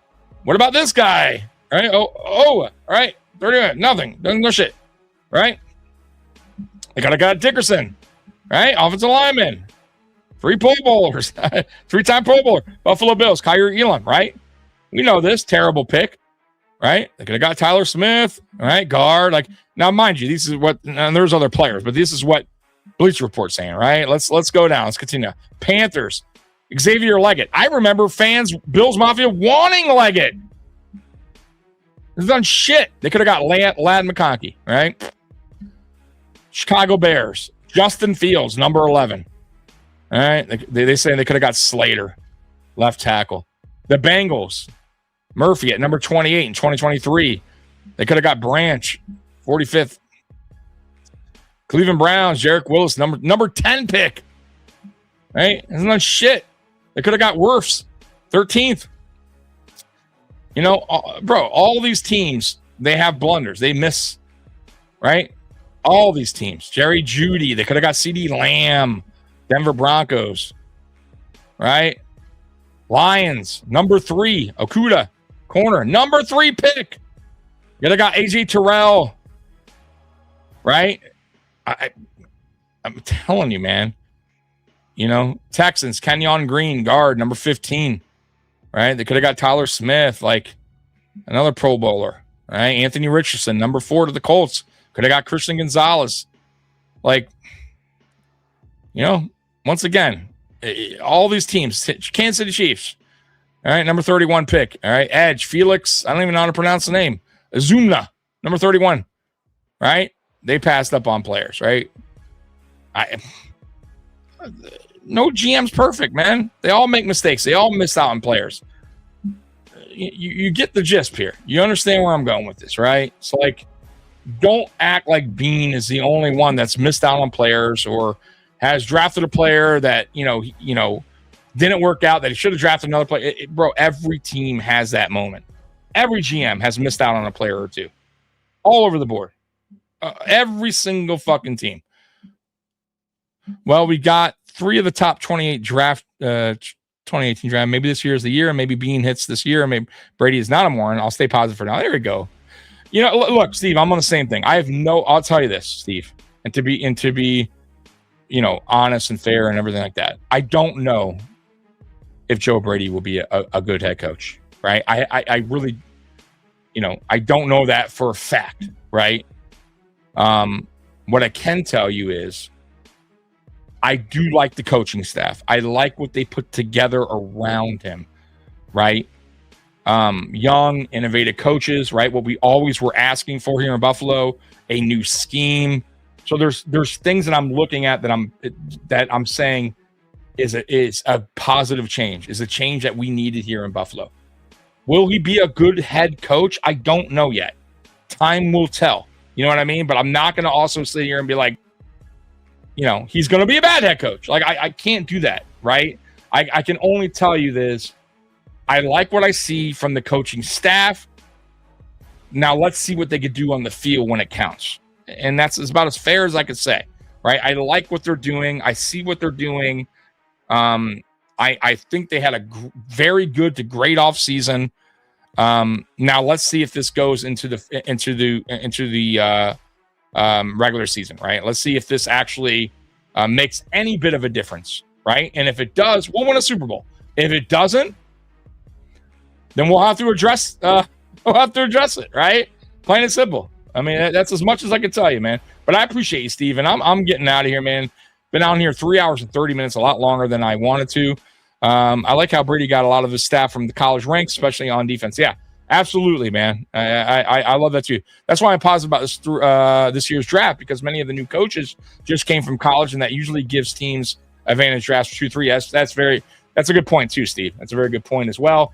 And like I said, I think getting this youth movement here of coaches, and that's like I said, that's with Joe Brady being the youngest head coach, the staff, right, the rest of the coaching positions, as far as receivers coach and all that stuff, and obviously Jim Leonard's young DC, and then you sprinkle in the old heads, right, the John Foxes and the Carmichaels. I think is a good blend of something that could be special here. I really do believe that, right? They're seeing the game different. They're understanding that the game has kind of changed a little bit, right? And I think like McDermott was like set in his ways, right? Setting this old school mentality on how the offense should be ran. This run heavy offense, slow, methodical drives. Like the defense, the same kind of defense year in, year out, with no change, no exotic looks, nothing different on the defense. With Jim Leonard, what you saw in Denver, right, was he put a lot out there. He showed a lot of different looks on the defense. It wasn't just a 3-4, right? He showed a lot of exotic looks, a lot of exotic blitzes. Like he did a lot of things differently than McDermott did, right? McDermott kind of old school ways, didn't want to change his ways, and that's a problem. And yeah, we have a lot of young, innovative coaches here. And I love that. I really do. And I love the old heads too that are in the building, like John Fox and Carmichael, to give their, opinions as well, to help out the younger coaches, because they're going to need help. It's from time to time, because they are new at their position. So let's see what happens. I'm excited. And I think Bills Mafia should be excited, because there is a change. And the change is the philosophy, the scheme, and the vision for this team moving forward. And I believe in this team. I really do. So, but once again, they got to show me, right? And they got to show us as Bills Mafia, right? Did this change? Did this change make the difference, right? Is it going to make the difference on being a playoff team or an actual Super Bowl team? Time will tell. Time will tell. Mikey, thank you for the nightcap. Have a great night. Oh, Tommy, but yeah. I like the staff. Nice mixture. Rooting for Brady, just a little concern. Might need 2 to 3 years to fully. Yeah, I don't know if he has that. That's the problem. I think, for me, I give Brady about 2, because you got to work on Josh Allen's window here. And I would say Josh Allen, to be honest with you, is on a 4 to 5 year in his prime, right? The way he plays. So I'm not really going to give a lot of room here, a lot of rope for Brady, right? Like they did McDermott. Giving McDermott 9 years was a mistake. It was a big mistake. They should have gotten rid of him after 2021, because we needed a change, and I felt like they hung on too long, and you don't want to do that again. You don't want to play that game again. I'm a big fan.